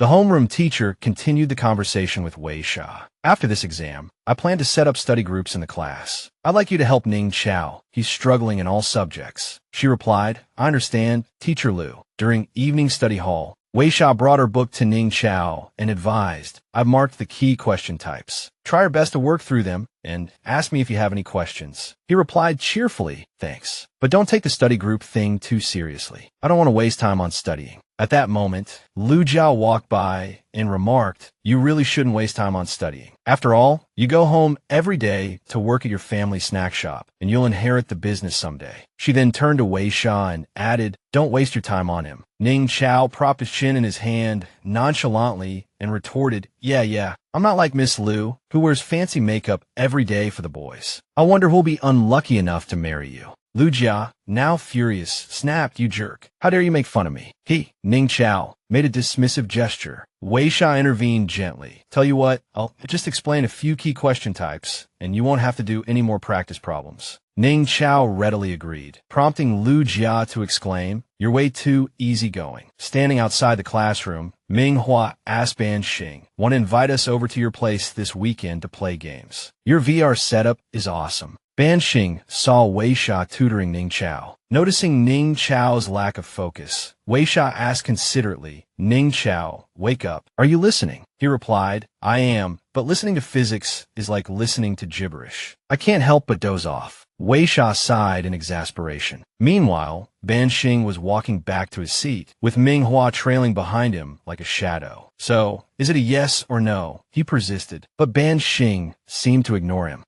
Ban Sheng, ignored him. Back at his desk, he opened his bag, took out his phone, and bluntly declined Ming Hua's invitation. No, I'm busy this weekend. Weixia sat quietly and texted Ban Sheng, wanting to know what he was up to. Her message was direct. What are you really planning? Ban Sheng was thinking about spending the day with her that weekend. Weixia felt a mixture of flustered anticipation and apprehension. She glanced in Ban Sheng's direction. Lin Weixia looked at her phone. Ban Sheng had texted her, asking her to tutor him in Chinese. She waited for a long time, still looking towards Ban Sheng, and then replied, is that all? He smiled as he texted her. The person sitting behind Weixia had observed all of his friends, Ban Sheng's, expressions. Ban Sheng was inwardly ecstatic. Weixia discreetly slipped her phone back in her desk, accepting Ban Sheng's proposition. The weekend arrived, and Weixia woke up with a familiar ache in her stomach. Her constitution was delicate, and each menstrual cycle felt like weathering a storm. She remembered collapsing at the school gates last time, and the time before that, needing an 4 drip at the hospital. Hesitantly, she picked up her phone and texted Ban Sheng. They had planned to spend the afternoon at his house, but today it wasn't possible. I'm not feeling well today, so I can't come over, her apologetic message read. Just then, the phone rang, and she called for her younger brother, Chao Heng, to answer it. She kept calling Chao Heng's name, but the ringing persisted. Weixia went to his room and found him completely engrossed in a video game, oblivious to her calls. I can't beat you, he complained to a friend online. What game are you even playing? If you're not good, don't drag your teammates down, he grumbled, frustrated with his friend. Don't you know how to position yourself, idiot? I'll beat you so bad you'll have to go home and do your homework. Weixia sighed. He clearly couldn't hear her. She answered the phone herself. It was Chao Heng's mother, reminding her to make lunch, as she wouldn't be home at noon. I'm not feeling well, Weixia told her mother. I can ask, Chao Heng's mother began, then abruptly changed the subject. Oh, by the way, I've already paid the utility bills this month. Oh, Having an extra mouth to feed really makes a difference. It's all your uncle's fault. He hasn't been doing much hauling lately, and he doesn't even try to find other ways to earn money. Oh, what were you saying just now? Nothing, Mom, Weixia replied. I'll make lunch. Weixia then took out a pot to start cooking, her face pale with fatigue. Chow Hung, standing outside the kitchen, said, if your stomach hurts, don't bother. We could just eat instant noodles. She had already started rinsing the rice. Smiling weakly, she told Chow Hung, you think I'd give you the chance to eat junk food? Disappointed, he said, I'm just worried about you. She handed him some vegetables. And stop being lazy and help me prepare these. As she cooked, she pressed a hand to her stomach. Why is the pain getting worse? The phone rang. She answered. It was Ban Sheng. What are you doing? He asked curiously. Just making lunch, she replied quickly. Nothing's wrong. I have to go. Ban Sheng sensed something was amiss. Didn't you say you weren't feeling well? He thought. Still cooking. The pain intensified, making her tremble. Clutching her stomach, she managed to tell Chow Hung, I set an alarm on my phone. Remember to turn off the stove when it goes off. I'm gonna lie down for a bit, then I'll come back and finish cooking. My phone's here. Her brother, still glued to his own phone, just grunted in acknowledgement. Weixia crawled into bed, the pain overwhelming. She drifted off to sleep. Through the haze, she heard Chow Hang's voice. I'm not wrong, dude. It's 7 lane, number 16. You go straight, then left 3 times, then right. Can't you find it? Then I'll come down and meet you. Lying under the covers, Weixia wondered who Chow Hung was talking to. He knocked excitedly on her door. Food's ready. Food's ready. Then I'll go and stir-fry the vegetables, she mumbled. He beamed. No, I mean you don't have to cook anymore. We have a feast. Weixia stared at the laden table in astonishment. Where did all this come from? She asked. Chow Hung explained, I got a call from a delivery guy who couldn't find the place, so I went down to get it. He added with a mischievous grin, I met a handsome guy downstairs. He said he's your classmate. He also told me to make sure you eat the porridge and use a heat patch for your cramps. He opened the container of porridge for her. Sis, this is from a fancy restaurant. My old classmates couldn't even get a reservation there. I have to take a picture to show off. He praised your classmate for being so kind to you, saying you don't even have to cook anymore. Weixia suddenly looked at the container of porridge, a warmth spreading through her chest. Touched by this care, she quickly retreated into her room, shutting the door with a soft click. Chow Hung called after her. Why did you suddenly go back to your room? I'll eat first then, she replied from behind the closed door. Scrolling through her phone, she thought for a long moment before finally deciding to call Ban Sheng. Thank you for this, she began. How much was the delivery? I'll transfer the money to you. But he cheerfully asked, have you eaten the porridge yet? Not yet, she admitted. Then go eat first, he told her. And remember to put on the heat patch. Weixia felt a blush creep up her cheeks at Ban Sheng's kindness. You ordered so much food, it must have cost a lot. I can't just accept this. His voice was light. Then say my number. She hesitated, then offered politely, how about I help you grade some papers online? Ban Sheng softly spoke her name. Lin Weixia. She looked down at the door, stunned. He was already here, waiting for her. You owe me a day, he said. You can't run away. The next day, in the cafeteria. Weixia, let's sit here. Lin Weixia, worried about her friend, Lu Jia, urged her to eat more meat. Don't just eat vegetables. You're beautiful. Even if you lose weight, you'll still be beautiful. You don't need a diet anymore. Lu Jia sighed. It's okay. I don't have much of an appetite. If I could just live on saline solution, I would. Ning Chao, passing by, quipped, I'm leaving. Even a chicken eats better than you.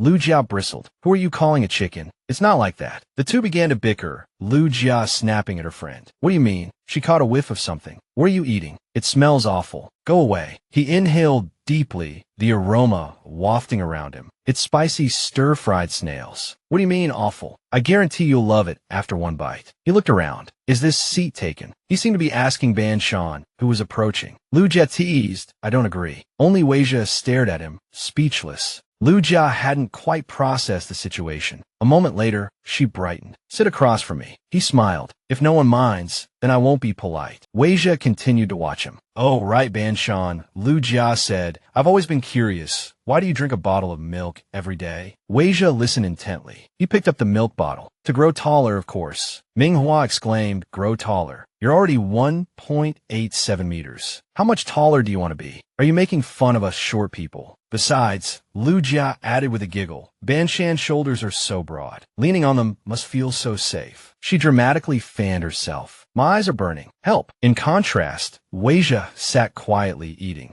She glanced at Ban Sheng's shoulders. Those muscles, leaning on them, must be really comfortable. Amidst the cheerful chatter of her friends, Weixia ate in quiet contemplation, imagining leaning against Ban Sheng, playing basketball with him. She froze, lost in a memory of playing basketball with him. Suddenly, Lin Weixia's voice broke through a reverie. "Why are you eating a chili pepper?" Everyone stared at her in surprise. "That, in your mouth, is a chili pepper," Weixia calmly replied. "I thought it was a green bean." Ban Sheng looked at her curiously. "What were you thinking about so intently? Do you like chili peppers that much?" She started to cough. Lin Weixia handed her a bowl of soup. "Drink some of this." Suddenly, a classmate came rushing by, bumping into Weixia and spilling the soup. Unfortunately, it splashed all over her clothes. The classmate glanced back, eyes wide with panic, thinking, "Oh no." Ban Sheng immediately caught hold of him, demanding an apology. He flung off Ban Sheng's hand angrily. "Why should I apologize? It's her fault for not holding her bowl properly." Ban Sheng's face tightened. Gripping the other student's wrist, he said sternly, "Apologize. Don't make me say it again."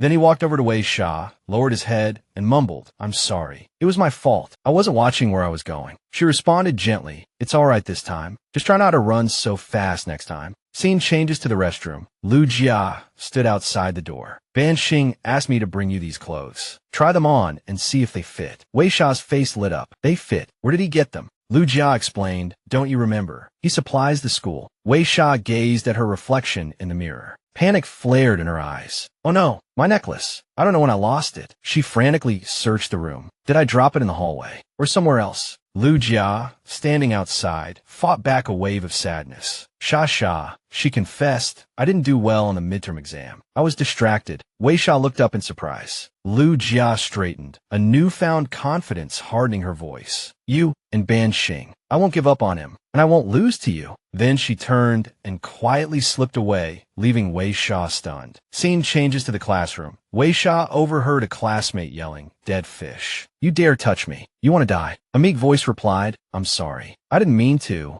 My clothes are dirty. You have to pay." The girl didn't dare look up, her head bowed in apology. Just then, Ban Sheng walked by and intervened. "She didn't do it on purpose." Weixia spoke up. "How much will it cost to clean your clothes?" "I'll pay." The other student relented. "Fine. For a pretty face like yours, I'll let it go this time. Next time, watch where you're going." She turned to Weixia gratefully. "Could I also borrow your notes for the main subjects?" Weixia readily agreed. "They're on my desk. Just take them. Ask me if you have any questions." "Thank you." As the girl left, she realized she was walking in the same direction as Ban Sheng. He turned and looked at her. Ban Sheng then blocked her path with his leg, startling Weixia. He held out a necklace. "You dropped this at lunch. Give it back." Seeing her reaction, he countered, "Seems pretty important. Who gave it to you? Give it back now." But Ban Sheng stubbornly refused, closing his hand tightly around the necklace. "Tell you what, beg me, and I'll think about returning it." He looked at her, his voice laced with a domineering tone. "If you beg me, I'll consider it. Then I'll give it back." Weixia froze, her eyes fixed on the necklace in his hand, filled with sadness. Then she extended her hand. "I beg you." Ban Sheng seemed taken aback by her compliance, but he then opened his hand and placed the necklace back in hers. Recalling those events, Weixia seemed to have an idea. "Lin Weixia," she said, "I heard that Ban Sheng doesn't play basketball at Court 3 on Fridays, but at Court 6. Lin Weixia's face lit up with excitement. "Really?" she asked. "How do you know?" Weixia replied softly, "A girl from Class F told me." Lin Weixia hugged her excitedly. "That's great," she exclaimed. "When I finally catch him, I'll treat you to the most expensive ice cream." As the two girls chatted happily, a sudden commotion came from next door. Lin Weixia wondered, "Who's that?" It was Ning Chao, his usual nonchalant self. He sat down and said, "Lin Weixia, move over. You're blocking my view of the problems." Lin Weixia scoffed. "Get a rest, Ning Chao. With your skills, don't pretend to study." Ning Chao retorted indignantly, "I still have a chance to get first place." Oof. The three of them were chatting animatedly when Weixia's phone rang. Ring, ring, ring. It was already 6:30. She picked up her phone and glanced at the screen. The words "Reach for the Stars" were displayed. Weixia thought to herself, "Is this the meaning of Ban Sheng's WeChat name?" She then scrolled through his moments. Weixia smiled. "I didn't expect him to have this side to him," she murmured. Then, turning to Lin Weixia, she said, "Oh, by the way, Lin Weixia, Ban Sheng also likes coconut jelly." Lin Weixia's face brightened. "Really?" she replied. "Then,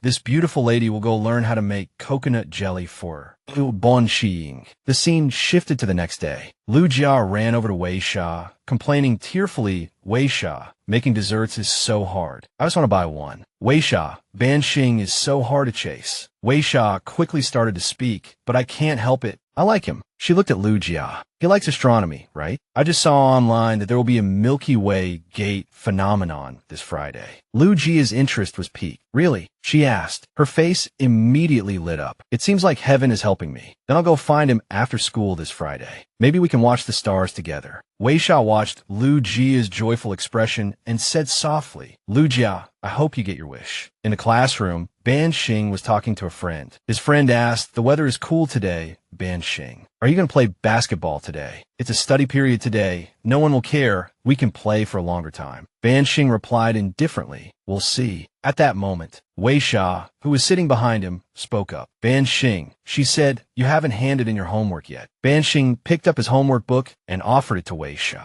She reached out to take the notebook, but Ban Sheng held onto it tightly, still gripping it. He asked, when are you coming to my house? She replied calmly, we'll talk about that later. I'm quite busy this week. She tried again to take the notebook, but Ban Sheng still held on tight, asking suspiciously, Weixia, are you avoiding me again? He then released the notebook, placing a few candies on top. Weixia picked up the notebook and, seeing the candies, asked curiously, what's this? Ban Sheng replied, casually, the shop owner gave them to me when I bought something on the street. Just then, his younger brother walked in and said mischievously, third brother, you bought candy. Are you that hungry? Give me some to tide me over. Ban Sheng told his brother, there's none left. I fed it all to the butterflies. His brother looked surprised. Huh, butterflies eat candy too. Ban Sheng replied calmly, yeah, but they're always wary of me. They fly away after they eat. His brother asked innocently, third brother, you're talking about butterflies, right? Weixia, sitting below, cringed. The scene shifted to the next day. In the classroom, two people were drawing something when Lin Weixia suddenly spoke up. The exams are coming soon, she said. Who has time to draw this? Weixia replied gently, there's no helping it. The bulletin board duty rotates, and it's our turn. Lin Weixia complained impatiently, this rotation isn't fair. They should let the students from class F do it. My time is much more valuable than theirs. Hearing this, Weixia earnestly explained to Lin Weixia that the duty roster wasn't divided by class, and creating the bulletin board was the responsibility of all 8th grade students. But Lin Weixia wasn't satisfied. As she left, she raised her voice. How can it not be divided? The whole school is divided by class. You fulfilling your duty is your business, but my hand is numb. I can't draw. Outside, the sky had begun to darken, but Weixia was still diligently working on the bulletin board. After laboring for a while, she finally put down the chalk. Sighing and stretching, she looked exhausted. Finally finished, she murmured. Picking up her phone,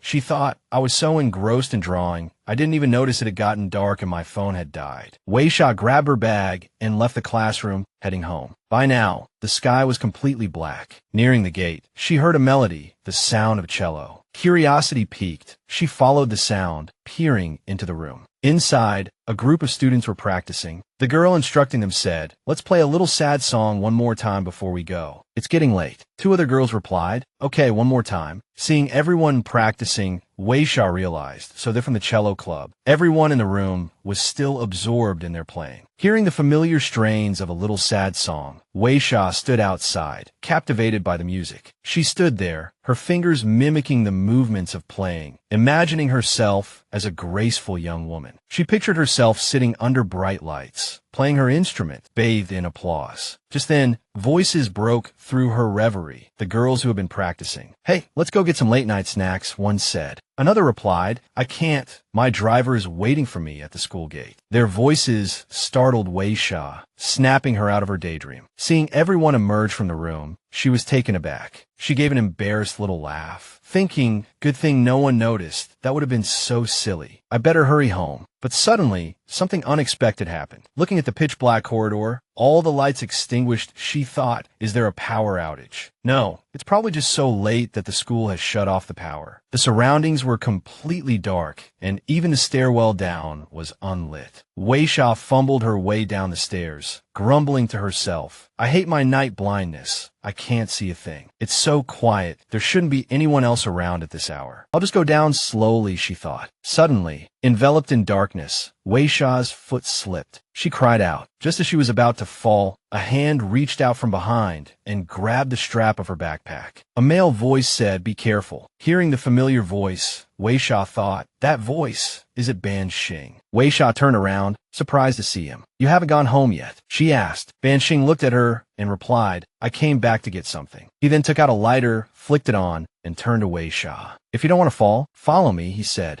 Weixia clutched the corner of Ban Sheng's shirt, following him by the flickering light of the lighter. As they walked, she pondered, I wonder if I'm imagining it, but he seemed a little angry. They were walking along when they suddenly stopped. Ban Sheng halted, causing Weixia to stumble slightly. He took a step forward, and the corner of his shirt slipped from Weixia's grasp. Then he turned and grabbed her wrist, forcing her to face him at close proximity. While Weixia was still reeling from the surprise, a voice echoed from behind them. A security guard, making his rounds, had spotted their figures. "Is someone still here?" "The power is going to be cut completely. Leave the school quickly," he called out. Frightened, Weixia instinctively hid herself against Ban Sheng. He calmly replied to the guard, "Understood." Then, turning to Weixia, he asked in a low voice, "Tell me, should I accept her confession?" Weixia froze, stunned by his question. Weixia felt a mixture of embarrassment and annoyance at his question. Ban Sheng suddenly tilted her chin up, forcing her to meet his gaze. He leaned in close. "But who I like is my business," he murmured. "The person I want to chase is you, Weixia." Weixia, a mixture of flustered and irritated, retorted, "You want me to be with you. That'll happen when it snows in Nanyang." He froze, the thought striking him that Nanyang hadn't seen snow in decades. The realization brought a wave of frustration and hurt. "Ha," he scoffed, a bitter edge to his voice. "So, that's impossible then." He turned to walk away, throwing a parting shot over his shoulder. "Don't speak too soon." The scene shifts to the next morning at school. Weixia hurried past the sports field where Ban Sheng was practicing. Ever since that night, she thought, I've started avoiding Ban Sheng again. I've turned down all the class activities and invitations from the 8th graders. Someone called out, "Weixia, we're going camping this weekend. Are you in?" She declined. "I can't. I have to help my family at the shop this weekend." Ban Sheng, listening quietly nearby, faltered at her refusal, his pen clattering to the desk. The scene changes to midday at school. Weixia was handing out assignments in the classroom, surrounded by whispers. Seriously, even with high scores, they can't change the fact they're from Class F. Another voice chimed in, all they know is studying. Their families have no money or influence. They won't amount to anything. The group of students were gossiping about her. Hearing this, Fong Mo spoke up. Those 8th graders just love to gossip. Just ignore them. At his words, Weixia spoke with a newfound resolve. I won't ignore it this time. Her statement surprised Fong Mo. Weixia continued, her voice clear and fearless. People who act that immaturely are just trying to find a cheap sense of superiority by putting others down. She delivered her rebuttal with a touch of disdain, and that pathetic feeling usually comes from the other person's strong reaction. But I refuse to give them what they want. The gossiping students were stunned into silence. What does she mean? One whispered, just ignore her. Let's go, another urged. Fong Mo, however, was thrilled. Wow, Weixia, you're my idol. Just as she was about to leave, Ban Sheng appeared. He saw her, and she saw him, both surprised by the encounter. Ban Sheng picked up the assignments and walked over to Fong Mo. He said, can you hand these out? I need to use the restroom. He walked out of the classroom, glancing surreptitiously at Weixia as he passed. Weixia walked past him silently. Seeing her reaction, he turned his head slightly to watch her go. She hurried out of the classroom, her mind in turmoil. I've been deliberately avoiding him this whole time, she thought. So why do I feel even more annoyed? I couldn't even control myself just now. As she walked, a voice called out, Hey, deskmate, where are you going? It was Ning Chao, waving and smiling at her. Noticing the bruise on his face, she asked, did you get into a fight? He replied, yeah, just had a scrap with some kids from number 13 middle school. They're always looking for trouble, so I obliged them. Weixia turned to leave. I'll go get you some medicine from the infirmary, she offered. Ning Chao looked confused, but class is about to start. In the distance, someone was watching them. It was Ban Sheng. He leaned against the wall, gazing thoughtfully in their direction. Weixia pushed open the classroom door. The teacher was writing on the blackboard. Seeing her enter, the teacher immediately questioned her. Lin Weixia, Class has been in session for half an hour. Why are you just arriving? A boy in the class raised his hand. Teacher, don't you know? The class president went to get medicine for her desk mate, Ning Chao. She's so caring. The class erupted in laughter. Weixia felt a wave of panic at their reaction. The same boy continued, Hey, don't you think they're a good match? He suddenly stopped, a puzzled look on his face. Hey, Ban Sheng, what's wrong? Ning Chao was struggling to apply medicine to his bruise in front of mirror. Hey, desk mate, he called to Weixia, can you see if I put this on straight? After observing silently for a moment, Weixia gently reached out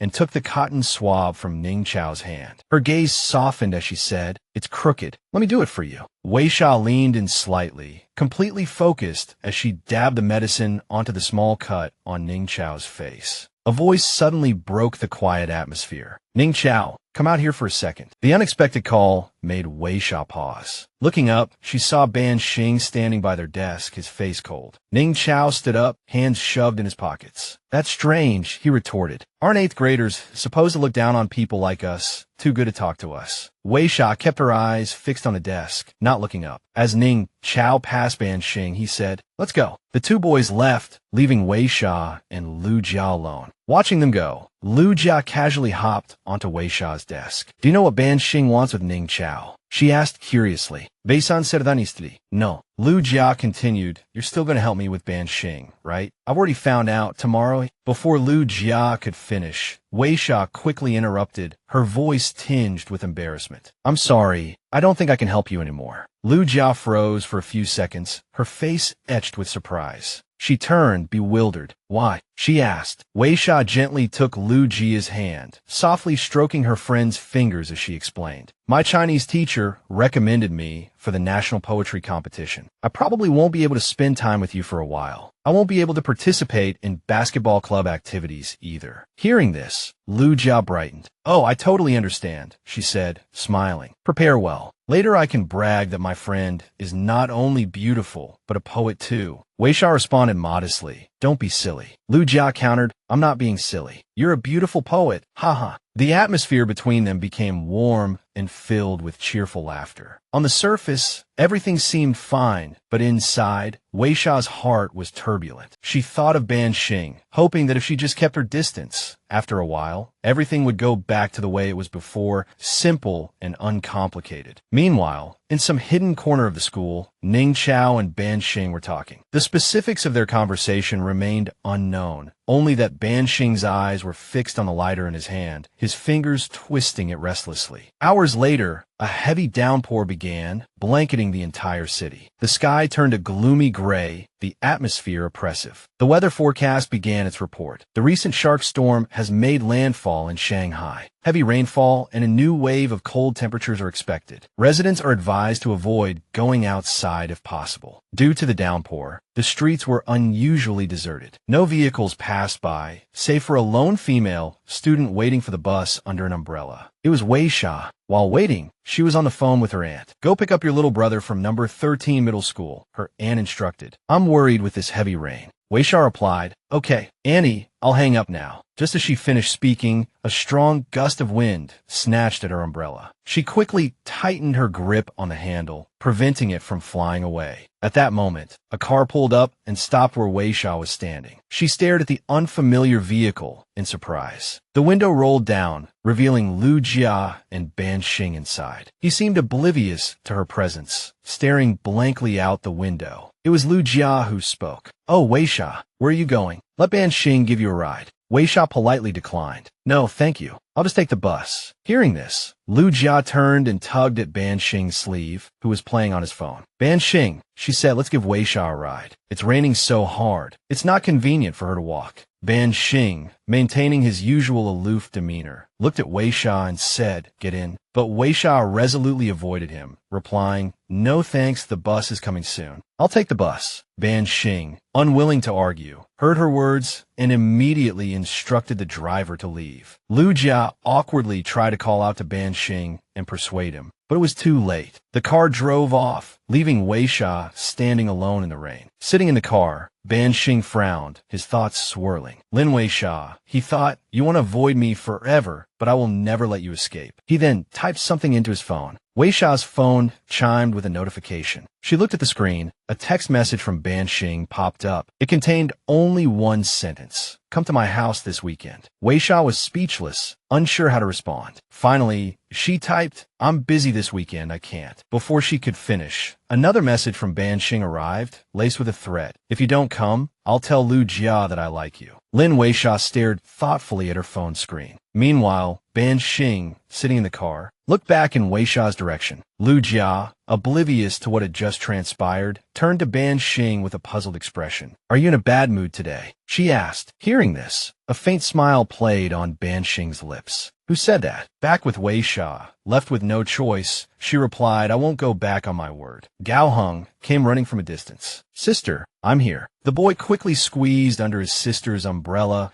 panting and complaining. Wow, it's really raining hard. As he got closer, his vision cleared, and Lin Weixia noticed the cut on Gao Heng's face. What happened to you? Did you get into a fight? She asked. Gao Heng immediately smiled and patted his sister's shoulder reassuringly. It's nothing. I just fell on the way. Let's go home. I'll hold the umbrella for you. Just as they were about to leave, a mocking voice rang out. Hey, isn't that Gao Heng? What did you give up? 3 or 4 young thugs, catching sight of Weixia beside Gao Heng, were intrigued. Where did this pretty girl come from? Introduce us. They taunted. Gao Heng's brow furrowed. He stepped forward, shielding Weixia, and sneered. Give up my ass. Looking for trouble, are you? This seemed to prick the young man's pride, and he angrily lunged forward. You're looking for a death wish. But his companions pulled him back, stopping him. Forget it. It's about to pour. The thunder and lightning in the sky intensified. They quickly left, not forgetting to turn back and threaten. You just wait. Once they were gone, a worried expression spread across Gao Heng's face. Lin Weixia took his arm and looked at him. I won't tell Annie about today, but you're not allowed to fight outside anymore. Gao Heng gave a wry smile and took his sister's backpack. I know, let's go home, sister. The weather forecast said it's not only going to rain this weekend, but it's going to be cold too. You're not going out, are you, sister? Lin Weixia replied, I have to tutor a classmate. The weekend arrived, and she went to Ban Sheng's house with her umbrella. Lin Weixia rang the doorbell and was patiently waiting for a response when a gentle, low voice suddenly sounded behind her. Come in. Lin Weixia jumped, startled. Looking up, she saw the familiar tall figure of Ban Sheng. He opened the door, and Weixia slowly followed him inside. Her first impression of Ban Sheng's house was that it was exceptionally spacious. Lin Weixia stood in front of a huge mirror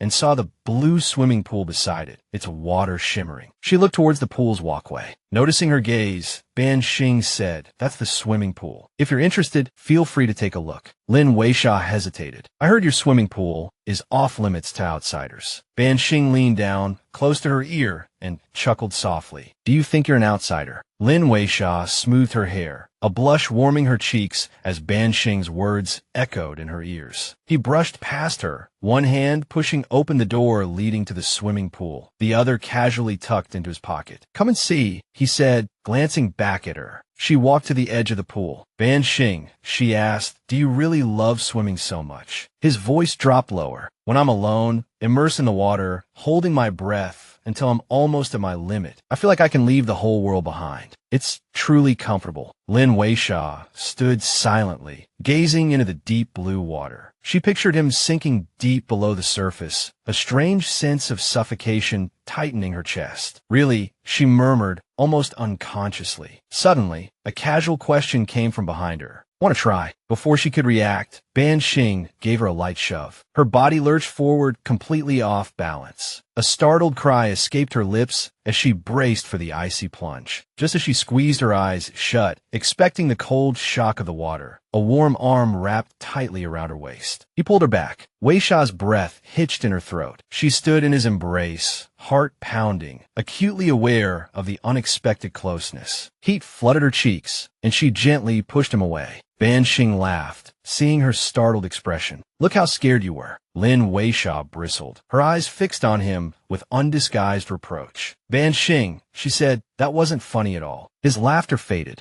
Immersed in a day trip to Ban Sheng's house, Lin Weixia gazed in astonishment at the magnificent mansion before her. Since you're invited to Ban Sheng's house as a tutor, you need to prepare a map of the villa in advance, as Ban Sheng's home is located in a very quiet villa area. In addition, you must also prepare literature and writing materials. Once prepared, you can embark on the journey with Lin Weixia, taking them to Ban Sheng's house, standing at the door, ringing the doorbell, and waiting for him to come out. The first stop on our tour is the study, where she sees Ban Sheng's desk, remarkably uncluttered, devoid of any items or books, the chair neatly tucked beneath. She turns her attention to the wall, adorned with Ban Sheng's belongings, including signed photos of basketball stars and astronomical images, marveling at the abundance of basketball and astronomy-related items in his room. The next stop is the living room, where Lin Weixia and Ban Sheng sit together, diligently writing something. Ban Sheng wonders to himself, does she still have the mind to prepare for tutoring? Right here. The third stop is in the garden, where she gazes with interest through the large glass windows of Ban Sheng's house, admiring the garden and exclaiming in surprise at its vastness. Then, the fourth stop is the swimming pool. Upon entering the pool area, Ban Sheng dips his feet in the water, looking thoughtfully at Lin Weixia.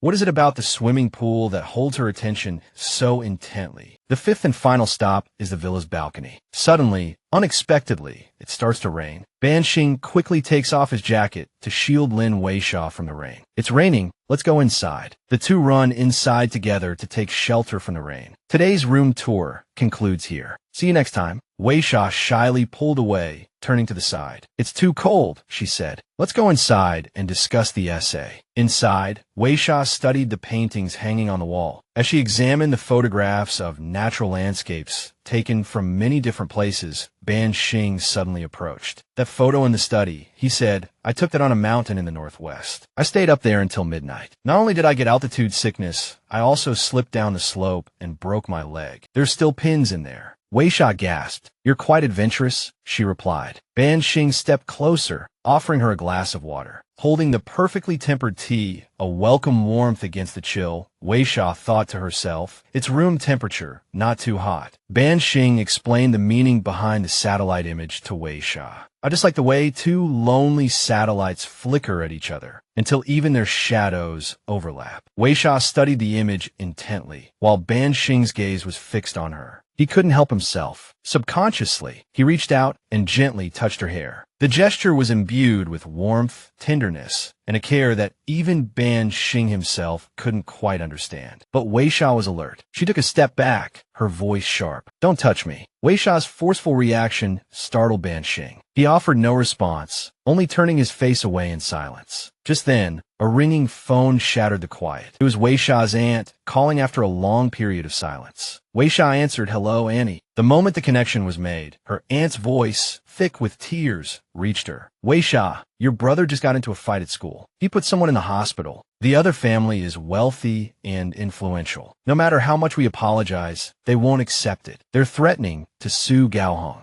Gaohong is my only child, Weixia. If this goes on his permanent record, what are we going to do?" Ban Sheng stood at the doorway, overhearing everything. Weixia soothed her aunt gently. Annie, please don't panic. I'll be right there." Hanging up, she hurriedly gathered her things. As she did, she addressed Ban Sheng. "I'm so sorry. There's a family emergency. We'll have to reschedule today's lesson." Ban Sheng silently followed her. Then, his voice cold, he asked, "Which school does your brother go to? What's the family name of the people who are suing him?" Though Weixia didn't understand why he was asking, she turned back to answer. "Number 13 Middle School. The boy who fought with my brother is called Fang Huaiyang." At the name, Ban Sheng simply smiled. The Fangs. I met his older brother, Fang Huaihui, a couple of times. He turned back to Weixia, his expression confident. "Your brother's problem, one word from me, is all it will take." Looking at Ban Sheng's demeanor, Weixia instantly understood the implication behind his words. He's doing it again, she thought, her heart sinking. "Beg me, and I'll consider it, then I'll get back to you." Those unspoken words, the veiled offer of help, the implied price. Why should I negotiate with someone whose veins run with the blood of a devil? Without looking back, she walked towards the door. "I have to go. It'll be difficult if it starts raining." Faced with Weixia's cold indifference, Ban Sheng could no longer contain himself. "Lin Weixia," he called out sharply, Is it so hard to ask me for a favor? But he was met only with her silence. He watched her retreating figure disappear into the rain, never once turning back. A pang of something like pain struck Ban Sheng. He couldn't understand it. Hadn't he been willing to do anything for that amber pendant before? Weixia finally arrived at the hospital where Fang's son was being treated. Stepping out of the elevator, she saw her brother, Gao Heng, standing listlessly in the corridor. Gao Heng. Her aunt was still there, pleading with the Fang family. It was just a momentary lapse in judgment, a childish mistake. I apologize on their behalf. But the Fangs remained unmoved. There's no point in talking. Go home and prepare for the lawsuit. Even Weixia's earnest plea, I'll cover all the medical expenses, please, have mercy, couldn't sway their resolve. Don't bother. It's not up to me. Our chairman doesn't want to see you. The matter having reached this point, Weixia stepped forward to support her aunt. The three of them eventually returned home, enveloped in an atmosphere of silence, grief, and worry. Aunt Lin had been deeply worried. Being sued would impact Gao Heng's future. Are the Fangs really giving us no room for negotiation? She lamented.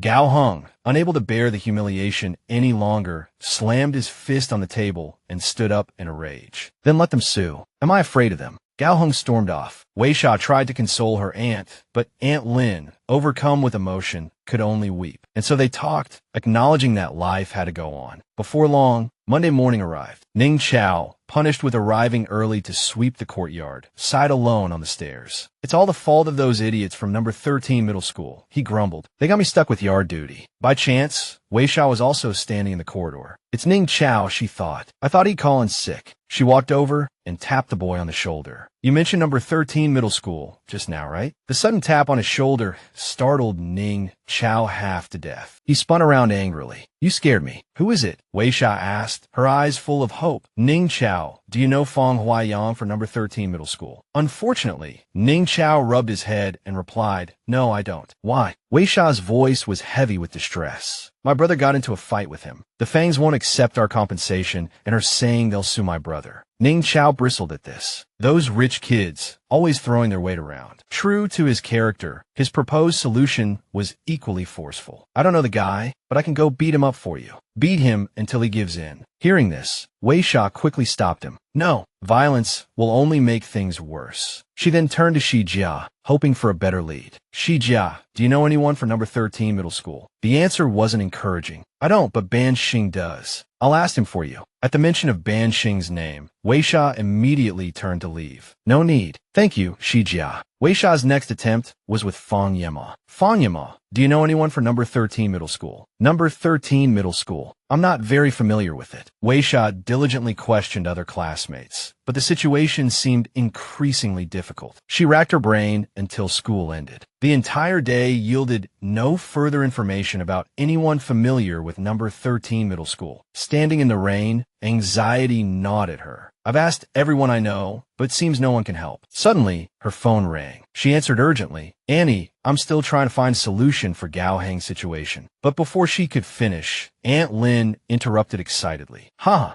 Heng's problem is solved. Thanks to your friend, Ban Sheng. Just a few words from him, and the other side dropped the lawsuit. Now our Heng Heng's record will be clean. Hearing that name, Weixia's heart sank. Aunt Lin continued. He called and said we didn't need to thank him, which scared me, but I think we should at least meet him and express our gratitude, maybe treat him to a meal. At this point, Weixia had no choice. She sighed and replied, I understand. I'll go thank him. There was no avoiding it. Weixia went directly to Ban Sheng's house. Since the purpose was to express gratitude, she had carefully prepared a gift. Hello, Auntie. I'm Lin Weixia, Ban Sheng's classmate. I'm here to see him. The housekeeper greeted her warmly. Yes, please come in. You can call me Aunt Sheen. The young master is upstairs. Weixia looked around. The lights were off, and everything felt strange. That's odd, she thought. What's going on here? She fumbled for the light switch. As the lights flickered on, Weixia was met with the sight of Ban Sheng sitting alone on the floor, surrounded by empty beer cans. The boy's face was pale and drawn. He looked as if he hadn't slept in days. Weixia, unsure of what had happened, approached him politely. Ban Sheng, she began, thanks to you, Gao Heng's situation has been resolved. If it weren't for your help, I don't know what would have happened. Thank you. But before Weixia could finish, Ban Sheng offered a faint smile. Was I meddling? He asked, then looked up at her with a hint of reproach in his eyes. Lin Weixia, could you be any more fake? If you don't want me here, I'll leave. Faced with Ban Sheng's negativity, Weixia was at a loss. She couldn't understand what she had done wrong.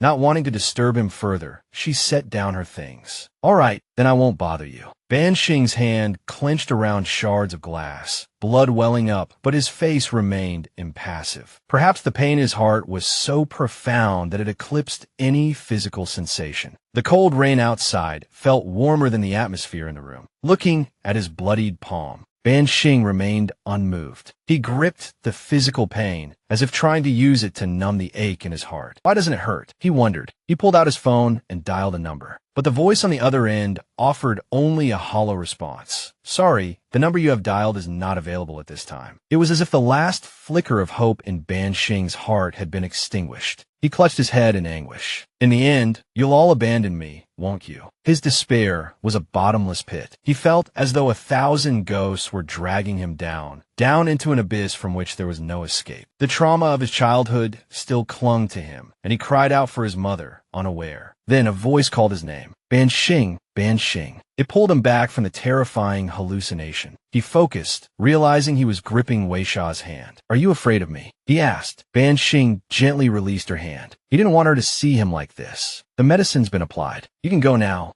Weixia felt helpless, about to leave as instructed, but then she remembered her aunt's earnest words and paused. Miss Lin, the housekeeper, began, seeing a girl at the house for the first time and clinging to a sliver of hope. The young master doesn't usually get close to people, but you're the first girl to visit him. Please, take him his medicine. He probably won't be angry. Every year on his birthday, he goes out alone and comes back injured. He never tells me what happens. Weixia held the first aid kit, her mind racing. The housekeeper continued, her eyes pleading. If he's done anything wrong, please forgive him. Suddenly, Ban Sheng stood up. He sat down in a chair and turned on the television, as if nothing had happened. Weixia also stood and sat beside him, asking softly, are you watching Game of Thrones? Ban Sheng was surprised. It was the first time Weixia had shown any interest in his hobbies. He didn't answer, instead asking, what about you? Who's your favorite character? Weixia replied, Arya, because she's brave. Ban Sheng looked at her intently, reaching for a beer. I don't really have a favorite. All the characters are pretty tragic. If I had to choose, maybe Tyrion. His birth was a mistake. The words seemed to refer to the character, but they also hinted at Ban Sheng's own life. He took a swig of beer, as if swallowing down all his emotions. But he's also lecherous, hypocritical, and glib, he continued. Who wouldn't hate him? But for Weixia, Ban Sheng mused, Tyrion isn't like that. I think all that lechery and glibness is just his way of hiding his good heart. Even though he's a dwarf, facing the scorn of the world and the hatred of his family, he sees the truth clearly, but he still chooses to live. Ban Sheng's words hung in the air for a moment. Have you finished watching it? He asked. Weixia shook her head. Not yet, she admitted, but I've read all the books. A flicker of amusement crossed Ban Sheng's face. You actually managed to finish those massive tomes. For Weixia, the accomplishment was tinged with a quiet sadness. Yeah, she replied softly, because I didn't really have any friends. The drumming of rain against the windows seemed to soften, fading into a gentle patter. Weixia rose to her feet. The rain stopped, she said. I should go. But Ban Sheng wasn't about to let the girl he liked slip away so easily. He reached out, his fingers closing lightly around her wrist. You said you came to thank me, he pointed out. Stay and have dinner with me. You can leave afterwards. Just then, Weixia's phone chimed with a message from Aunt Lin. A smile brightened her face. Huh, are you at your classmate's house? He's our family savior. Treat him to a good meal. Aunt Lin will send you the money. Weixia sighed, accepting her fate. There was no graceful way to refuse now. Since she was already there, she decided to make Ban Sheng a decent meal. But when she opened his refrigerator, she was met with a desolate emptiness. She turned to him, a question in her eyes. There's nothing in your fridge. Ban Sheng didn't seem surprised. There might be some frozen dumplings, he offered. The housekeeper usually makes a batch. Anything will do, Weixia replied, unconcerned. Dumplings it is then. She set about boiling water and preparing the dumplings, a comforting warmth spreading through the small kitchen.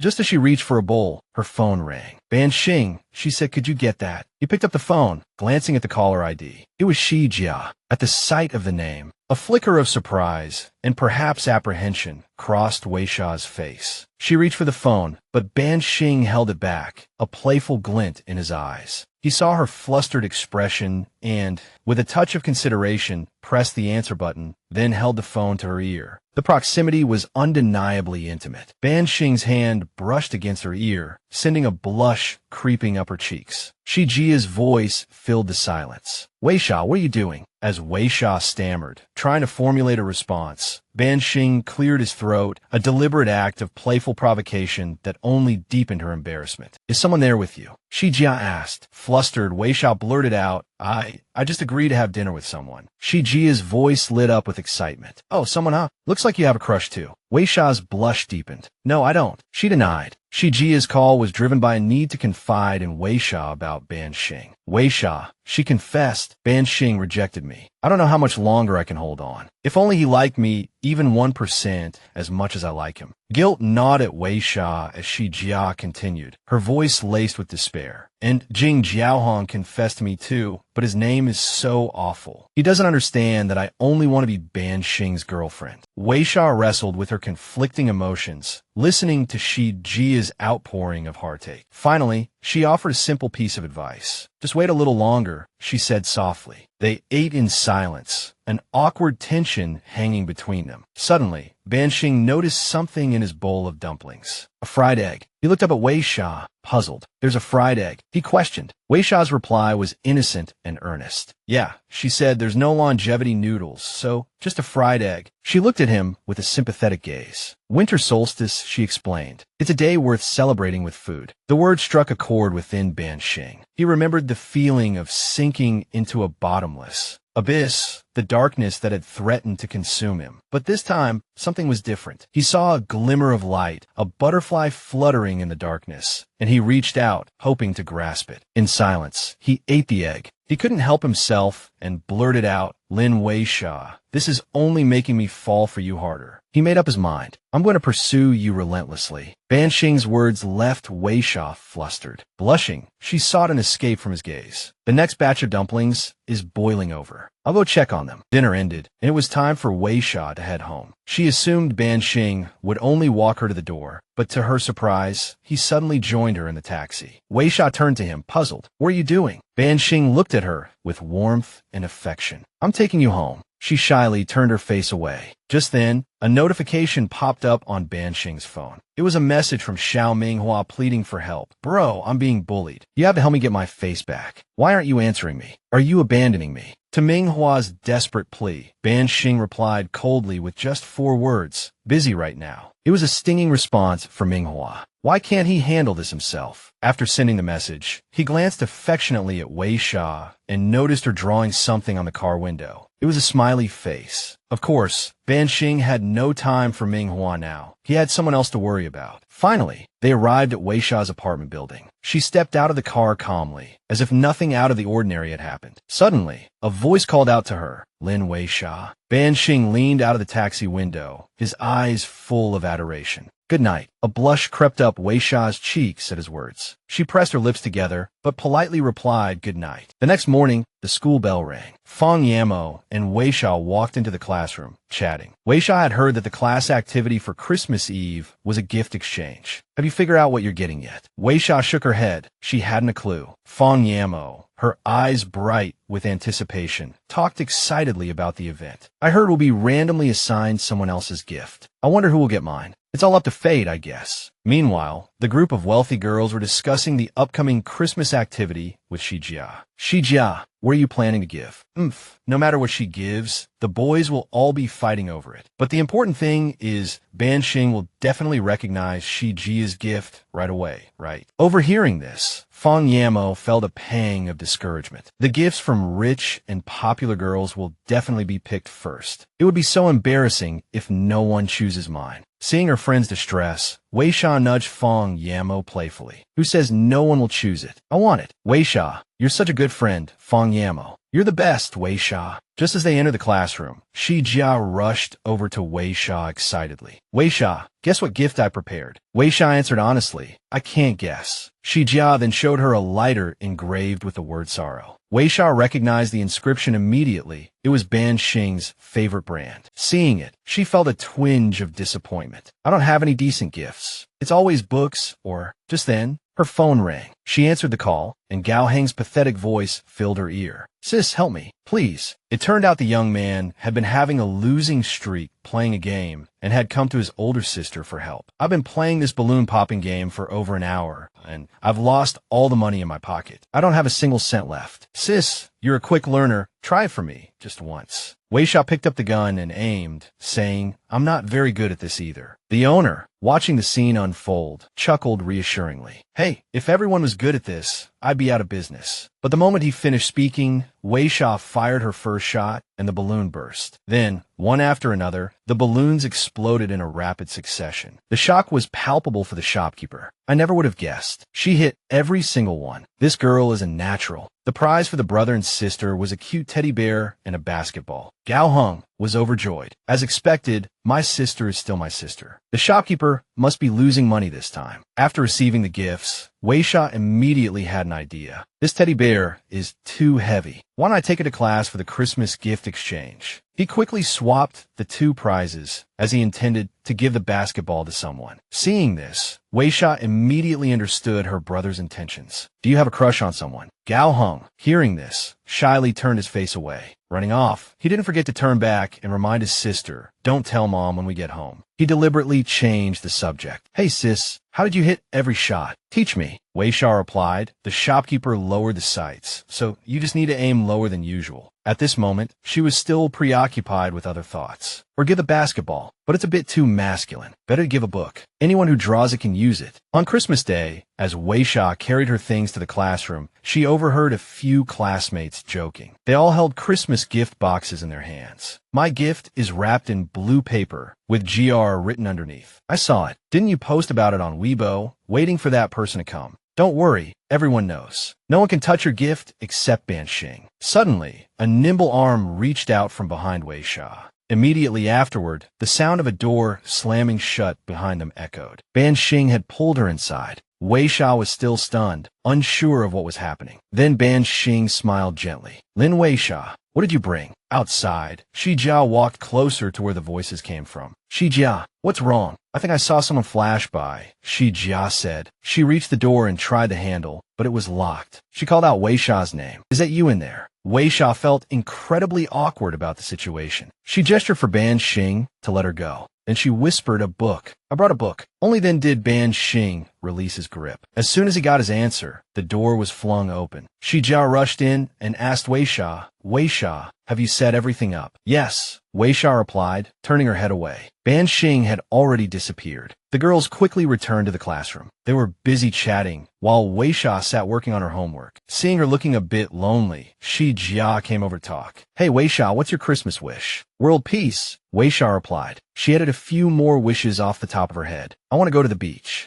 Shijia smiled slightly. "Silly, what kind of wish is that? Make another one." Nearby, Xiao Minghua overheard the conversation. He said sarcastically, "Exactly. That's like wishing for a car ride or a subway trip. I don't like going to the beach. I'm afraid of getting sunburned." Jing Jiaohong happened to be nearby, and he retorted, "Your skin needs some sun. You look like you grew up in the sea." The embarrassed Xiao Minghua decided to teach Jing Jiaohong a lesson he'd never forget, but unfortunately, he couldn't do anything about it. The classroom lights were deliberately switched off, and the twinkling fairy lights on the Christmas tree became the center of attention, captivating everyone. The homeroom teacher spoke up. "Class, quiet. Now we'll draw lots to decide the order for choosing gifts." Around them were countless gift boxes of all shapes and sizes. Xiao Minghua cleverly picked out the basketball. He held the basketball preciously. Weixia was a little surprised by this action, but then she was also pleased because Xiao Minghua taking the basketball suited her just fine. Finally, everyone received their gifts. Weixia and Shijia walked home from school together. On the way, Shijia told her she had some bad news and some good news to share. The bad news is someone didn't get Shijia's gift, and no one knows who took it. The good news is I got Ban Sheng's gift. Shijia exclaimed, even opening it to show Weixia.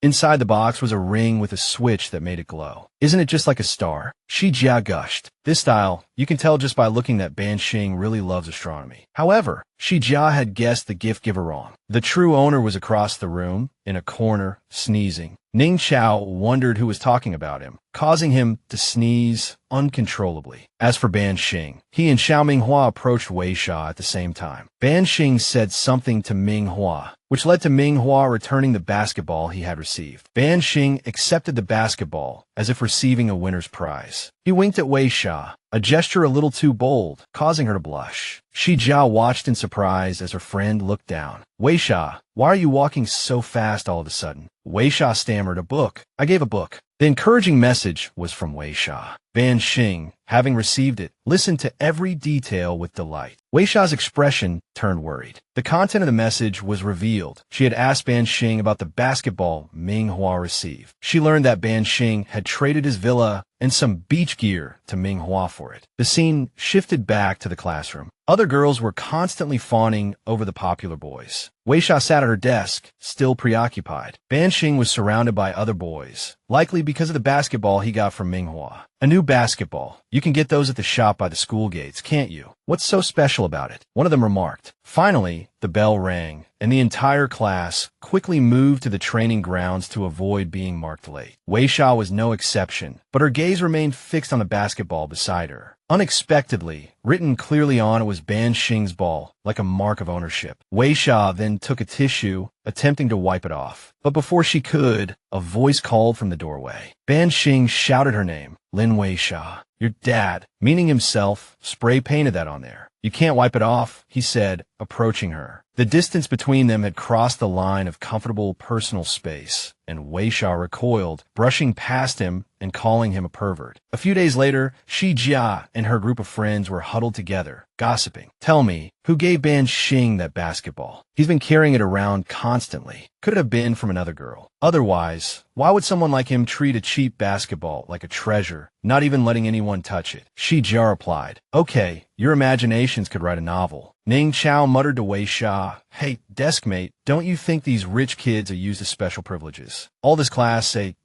F stuff? On the surface, it's based on overall ability, but isn't it really just about who has more money and power? Weixia responded, we still have the college entrance exams. With those, no one has special privileges. Just then, Weixia remembered something and asked Ning Chao, by the way, are you still studying English tonight? No way, no way. Just looking at English makes my head spin. The conversation quickly shifted, and one of the girls revealed a juicy piece of gossip. She claimed someone actually saw Ban Sheng with another girl and kept pressing Jia about whether it was true. Jia turned to Weixia, her eyes full of questions. She asked softly, that basketball, it wasn't from you, was it? The remaining 3 girls watched, anticipating a good show. Receiving no answer, Jia gave a provocative look. Why are you so nervous? I'm just kidding. A sigh followed. I don't know who ended up with my gift. I clearly posted a reminder on Weibo. Is there anyone in our class who doesn't use the internet? At that moment, Ning Chao chimed in. Do you really think you're some kind of queen? Does everyone online have to follow you?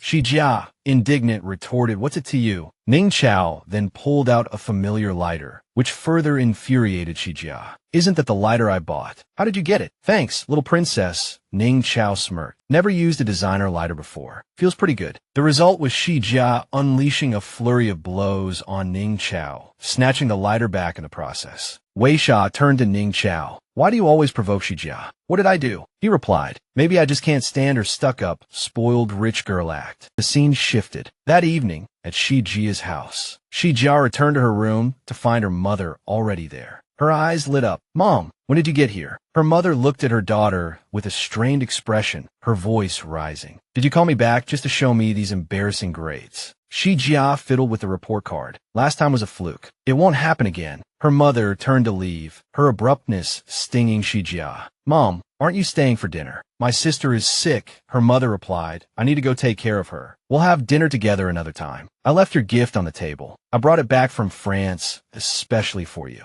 Jia rolled her eyes toward the table. A meticulously wrapped gift box sat there, but it brought her no satisfaction. A faint smile played on her lips. You're remarried now. Why bother keeping up the act? Jia abruptly tossed the gift into the trash. As she left, her mother said, by the way, I heard there's a very bright new girl in your class. A girl from an ordinary family can easily surpass you. I really don't understand what use you are. What's her name? Jia replied, Weixia. I won't give her another chance. The scene changed to the physics lab. Although school had ended, Weixia was still there practicing. She was worried because she had failed several times in a row, and the practical exam was tomorrow. Hesitation gnawed at her. She couldn't figure out where she was going wrong. Just then, Ban Sheng appeared. Not home yet. Let me teach you. At his offer, Weixia recalled Shi Jia's earlier words, her eyes filled with an unspoken regret. As Ban Sheng prepared the experiment, Weixia gathered her courage and told him to stop bringing his basketball to school. When he refused, Weixia continued, I have a basketball at home. I was planning to give it to Xiaoming Hua. Ban Sheng immediately cut her off. He wouldn't dare accept it. Irritation flared within Weixia. I heard Xiaoming Hua is terrified of you, she challenged. Do you think just because you're like this, you can do whatever you want? Ban Sheng leaned closer to Weixia. Are you saying I'm the kind of person who uses their family's influence to bully others and do whatever they want? If I really wanted to do something, where do you think I would touch you? Shame and anger flushed through Weixia. She shoved Ban Sheng away and ran. The next day, in the same physics lab, the practical exam was about to begin. Everyone knew it was a paired test, and they only had one class period to complete it. Xiaoming Hua and Weixia were paired together, but the boy was unreliable. Xiaoming Hua scratched his head. I missed the last few classes. I'll have to rely on you to carry me through this exam. Weixia's heart sank. She had never successfully completed the experiment herself. Both of them felt utterly hopeless. Suddenly, Weixia glanced over at Shi Jia and Ban Sheng, who were paired together. From the start, the two had caught the invigilator's attention. This group is doing very well, the teacher commented. Perfect score. Next, the examiner turned to Weixia and Xiaoming Hua's station, increasing their anxiety. In the end, they only managed a 60. Shi Jia overheard their score. Back in the classroom after the group experiment, only Weixia remained, still working. She'd attempted the experiment 3 times, but the results remained dismal. In her despair, Xiaoming Hua offered her a piece of candy. It's okay, he consoled. Don't sigh anymore. Want a chocolate? Thank you, Weixia mumbled. Xi o Ming Hua stameret.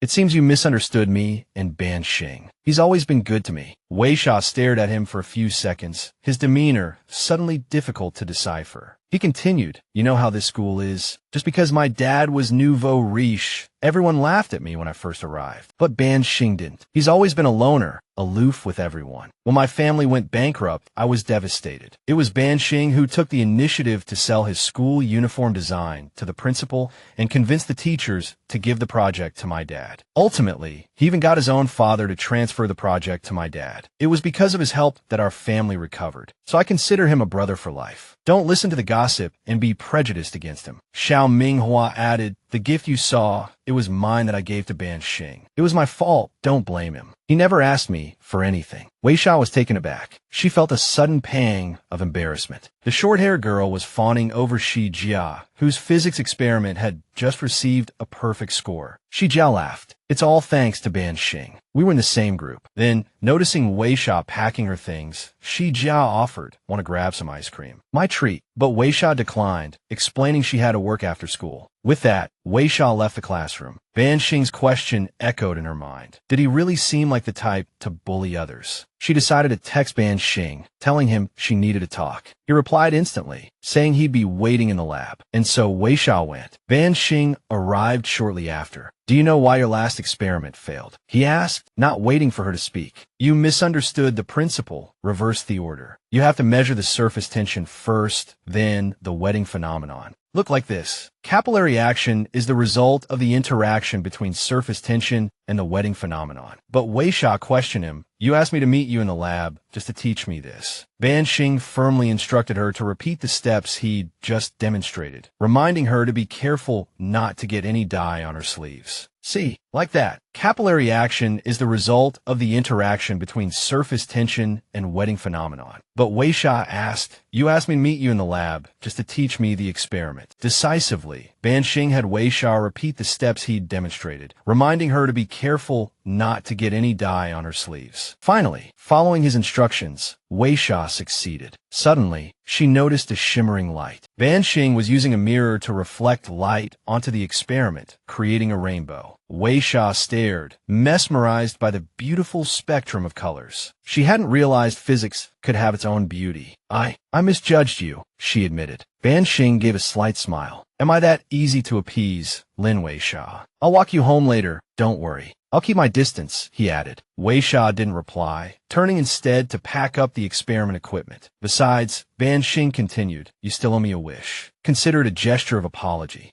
Weixia blushed, understanding his implication. She was about to retort when he turned and left. Weixia sighed. Ban Sheng was becoming increasingly bold. As dust settled, Lin Weixia walked home. She immediately noticed Ban Sheng following her. He remained silent, keeping a respectful distance. A shy smile touched Weixia's lips. He keeps his promises, after all, she thought. The next day, in the school hallway, a gaggle of girls huddled together, whispering about Weixia. The short-haired girl among them sneered. She's got Ban Sheng wrapped around her little finger, doesn't she? Making him walk her home like that. Another girl chimed in. I've seen it loads of times. He even ditches his fancy car to squeeze onto the bus with her. Just then, Shi Jia appeared, her voice a gentle reprimand. It's not nice to talk about people behind their backs. Flustered by Shi Jia's arrival, the girls dispersed. But Shi Jia's friend, undeterred, whispered, don't listen to them. I saw Ban Sheng heading to the internet cafe after school yesterday, walking someone home. Please, she continued, offering a reassuring pat on Shi Jia's arm. Ever since 10th grade, there have been 100 different rumors about Ban Sheng's girlfriend. He's too cool. He doesn't bother with anyone. Shi Jia pondered this. It was true. Her friend nudged her. If you're really that curious, why don't you just ask Weixia? But Shi Jia dismissed the idea. It was just gossip, nothing to take seriously. At that moment, the classroom was empty. Weixia sat alone, diligently working on her homework, a gnawing pain in her abdomen. Even the painkillers seemed to be losing their effect. Suddenly, her desk mate dropped a paper bag on her desk. This is yours, right? I picked it up for you. Weixia looked at it, puzzled. I don't think so. Her desk mate clarified. Ban Sheng dropped it off. Hearing Ban Sheng's name, Weixia carefully opened the bag. Inside, nestled together, were a heat pack and some brown sugar. She was surprised. How'd he know? And yet, he seemed completely nonchalant, chatting casually with the others. He caught Weixia's gaze and offered a small, almost imperceptible smile. Weixia quickly looked away. Her desk mate, curious, leaned in. You didn't order that. Did Ban Sheng get it for you?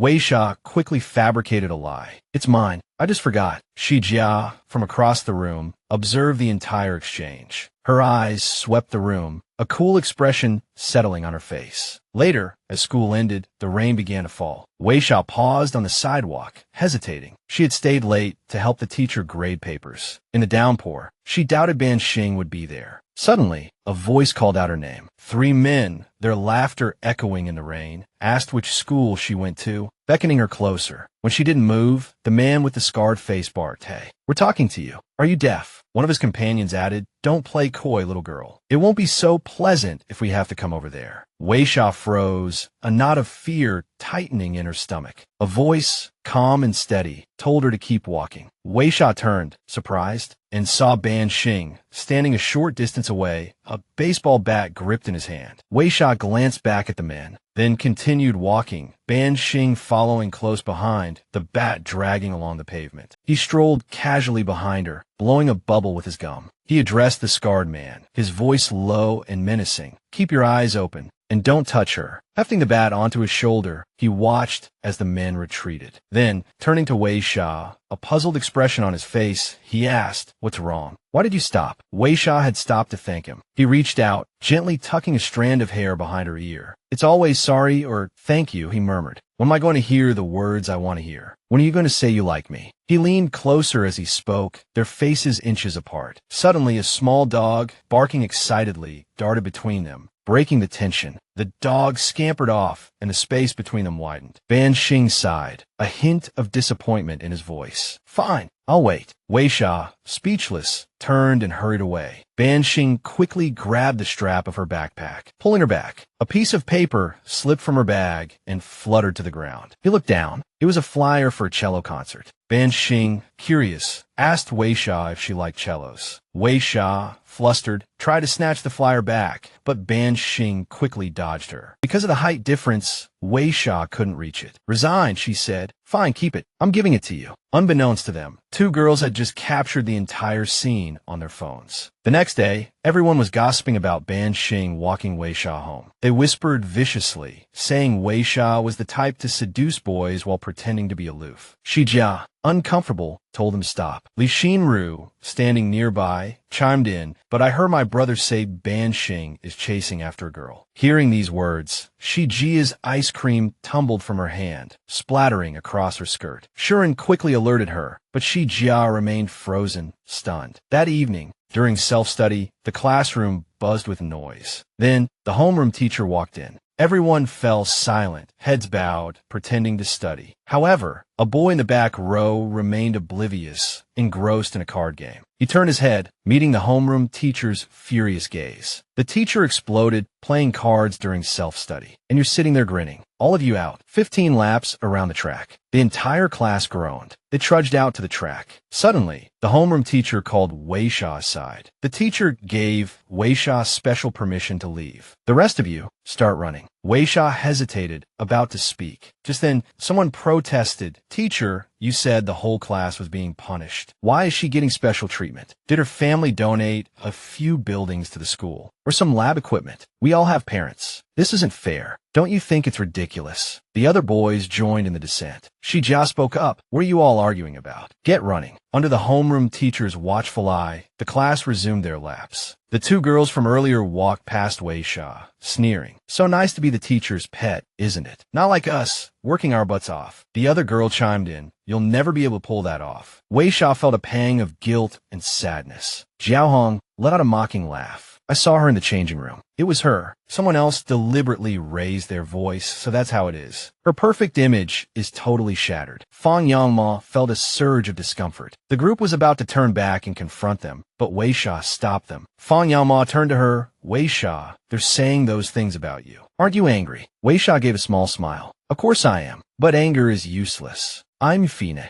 I have my own path to follow. Those who gossip behind my back aren't even on my radar. Fang Yangma still felt uneasy, but I'm worried they'll just keep pushing it. They won't stop now. Outside, the air grew heavy, a storm brewing. Panic erupted in the classroom. The hall monitors are coming. Quick, give me the wipes. My makeup. Put your uniforms on. Someone called out, Hey Jing, why don't you just buy a name tag for Ban Sheng? Don't let them write your name down. Jiaohong scoffed by, No way, we can't stand each other. If that guy sold me a name tag, I'd eat my hat. Fang Yangma walked over. What are you going to do if the hall monitor writes your name down? Where's your name tag? You're supposed to wear it. You'll get points deducted. Jiaohong smirked, defiant. I'm not wearing a name tag today. What are you going to do about it? Jiaohong's arrogance infuriated Fang Yangma. Nothing, except they'll write down your name, and you'll get points deducted. As soon as she finished speaking, Jiaohong kicked Fang Yangma's notebook across the room. Why do you remember my name? And what about her? Why doesn't Weixia tie her hair up? Hey, you can't always be so special. Not tying her hair up, is she hiding something in there? Let's see. Xing Ren immediately blocked Shijia. Don't wait. Weixia didn't want to argue with this kind of person. Excuse me. Because she was angry, Jiaohong shoved her. I'm talking to you. Weixia nearly fell to the ground, and her hearing aid was exposed. Jiaohong was incredibly curious. Oh, what's this? Just then, Ban Sheng appeared. Don't touch her. Everyone started murmuring. It's Ban Sheng. He's here. Why is he speaking up for Weixia? Could the rumors about them being together be true? How dare you touch Ban Sheng? Are you crazy? These words reached Zhao Heng's ears, and he grabbed Weixia's hair. He then yanked the hearing aid from her ear. Weixia sank down in pain. Her ear throbbed. The others were laughing at her. Oh my God, she wears a hearing aid. Is she disabled? I knew it. I saw her in the locker room during PE last time, but she's usually so arrogant. Isn't this hilarious? Fang Yangma was filled with worry. Weixia, are you all right? Can you hear me? The people nearby whispered. Can she even hear what we're saying? Ban Sheng rushed over and grabbed Jiaohong's hand tightly. He then furiously punched him in the face repeatedly. Jiaohong finally understood what fear felt like. Stop hitting me. I can't take it anymore. Hearing the commotion, the teacher ran over. Ban Sheng, you're a top student. Fighting like this is unacceptable. Quickly, someone separate them. Suddenly, Ban Sheng stood up again. He grabbed a nearby chair and, ignoring the teacher, raised it high. Weixia's voice came from behind him. Ban Sheng. Ban Sheng froze, then turned to look at her. Weixia forced a smile. I'm Fine. Don't do this. Only then did Ban Sheng lower the chair and toss it aside. Weixia quickly searched for her belongings. My hearing aid, where did it fall? Ban Sheng quickly picked it up and handed it to her. Come with me. The teacher didn't understand what they were planning. Where are you two going? Class isn't over yet, but no one could change Ban Sheng's mind. I'll come back and accept my punishment later. Behind them, the whispers continued. Oh my God, they just left like that. Are they really together? Is that even a question? It's so obvious. Outside, the rain was coming down hard. Ban Sheng draped his jacket over Weixia. Weixia spoke loudly, trying to be heard. Where are you taking me? Are we skipping class? Ban Sheng didn't seem to care. He held her hand tightly. I don't know. Does wearing that make you uncomfortable? But Weixia couldn't hear him clearly. I can't hear you. What did you say? Ban Sheng repeated himself. I asked if wearing that makes you uncomfortable. This time Weixia heard him. It's okay. I'm used to it. I just can't do strenuous exercise. Sweating makes the hearing aid wet. Then Ban Sheng hailed a taxi. Please wait a moment. The hotel receptionist said, I'm sorry. All the couple's rooms are full. Weixia waved her hands awkwardly. We're not a couple. Ban Sheng spoke up for her as well. A regular room is fine. The receptionist smiled and handed them the room key. Enjoy your stay with your girlfriend. Ban Sheng mod sauer. She just said we're not boyfriend and girlfriend. Didn't you hear? Ban Sheng snatched the key card from the receptionist. Weixia watched him from behind. This Ban Sheng, he usually seems like nothing special, but he really stands up for me in public. As they entered the room, Ban Sheng told Weixia to shower first, but she was preoccupied with the fact there was only one bed. Weixia changed into the school uniform Ban Sheng had given her. The bag he had just brought also contained medicine.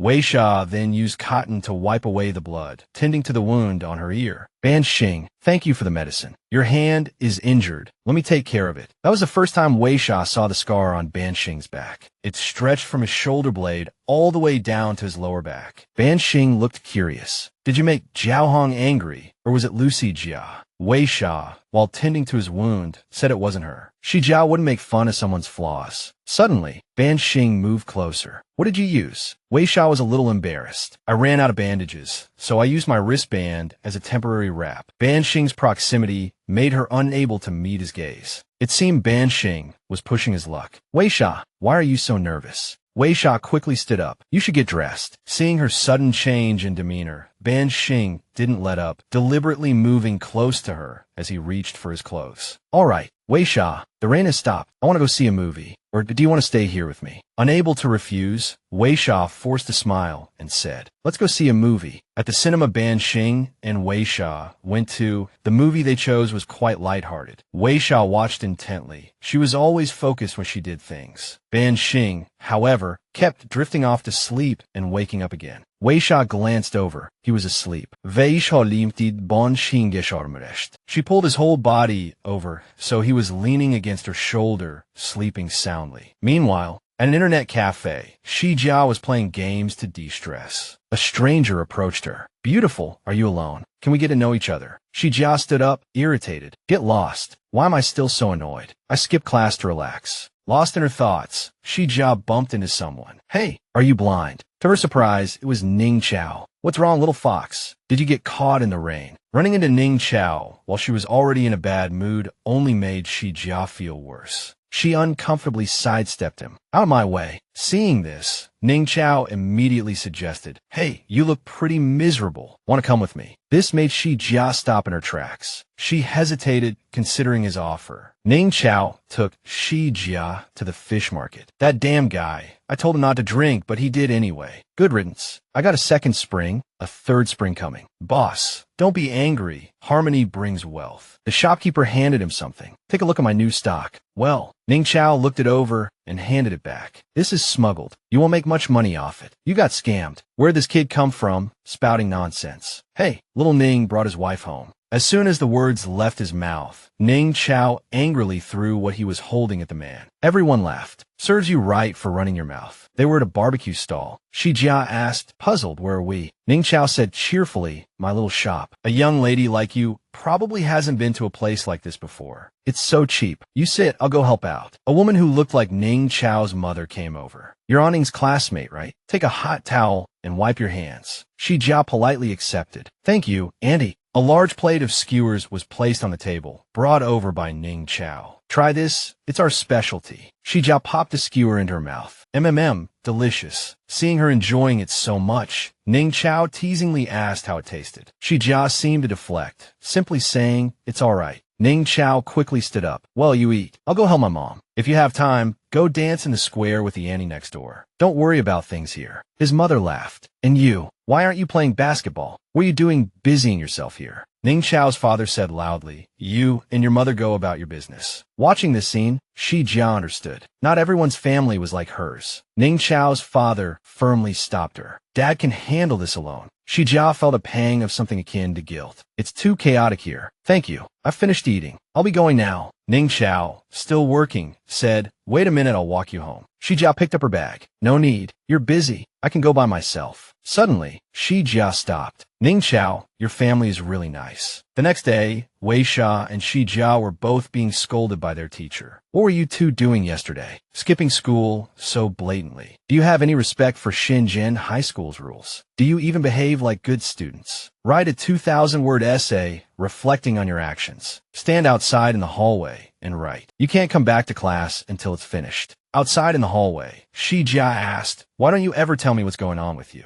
Weixia's eyes were filled with sadness. "I'm sorry." At the same time, Shi Jia said, "Forget it." Now Shi Jia felt much better. "Look at us. You're finished too, right? Let's go back to class together." As they walked, the two chatted and laughed, perfectly happy, as if nothing had happened. But Weixia still felt uneasy. As they walked, they happened to run into Ban Sheng talking to some classmates in the hallway. The three of them stood at the classroom door, none of them entering first. The group of students started whispering again. "They've made up. I thought we'd get to see a good show." Indeed, Ban Sheng seemed to understand what had happened yesterday. Shi Jia is so vain. Now the subject of the gossip was Shi Jia. Angrily, she grabbed Weixia's arm and left. Just as Weixia was about to follow, someone stopped her. "Lin, wait a moment. It's about the school evening's art planning. I heard you play the cello. There's just over a month left in the semester. Don't you want to leave your mark?" Weixia asked, surprised, "Who told you I play the cello?" He scratched his head. "I just heard." The student continued, "The first place prize for this evening's performance is quite generous. Just think of it as helping out. And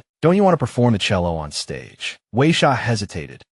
Unsure what else to say, Weixia just sighed. Then the nerdy student took out a piece of paper. "Well, if you don't mind, I'll sign you up for the cello performance. Thank you for your cooperation today." Ban Sheng walked Weixia home again. "You're home. Go on in. See you tomorrow at the usual spot." Summoning all her courage, she gripped his arm tightly. "Wait." Before she could say anything else, Ban Sheng started to tease her. "Can't bear to see me go. All right, I'll stay with you a little longer." Weixia said, "I know you like to build drones. You even fixed my hearing aid last time. I also wanted to ask, can you fix pianos?" "Ban Sheng serdanistri." "No." Weixia seemed a little disappointed. "Oh." Then, suddenly, Ban Sheng took her hand. "But I have a good cello at home. You can use it." Understanding his personality, Weixia immediately refused. "Thank you, but I don't want to trouble you." Ban Sheng tried to persuade her. "I don't know who gave my family that piano, but if you don't use it, it'll just gather dust. You can come to my house to practice. Think of it as me lending it to you. However, I'm not lending it for free. If you win a prize, you have to split with me." Weixia began to practice. Ban Sheng's house did indeed have a cello. During this time, he let her come to his house to practice, preparing for the school evening. He wouldn't disturb her while she practiced. I wanted to tell Shi Jia about this, but she always interrupted me. Finally, I managed to avoid talking about Ban Sheng. Seeing her so engrossed in her phone, Ban Sheng asked curiously, "Who are you chatting with?" Typing on the screen, Weixia replied, "Jing Zhe, the friend I met during the exam. He plays the cello really well. He's a genius. There's something I don't understand, so I wanted to ask him."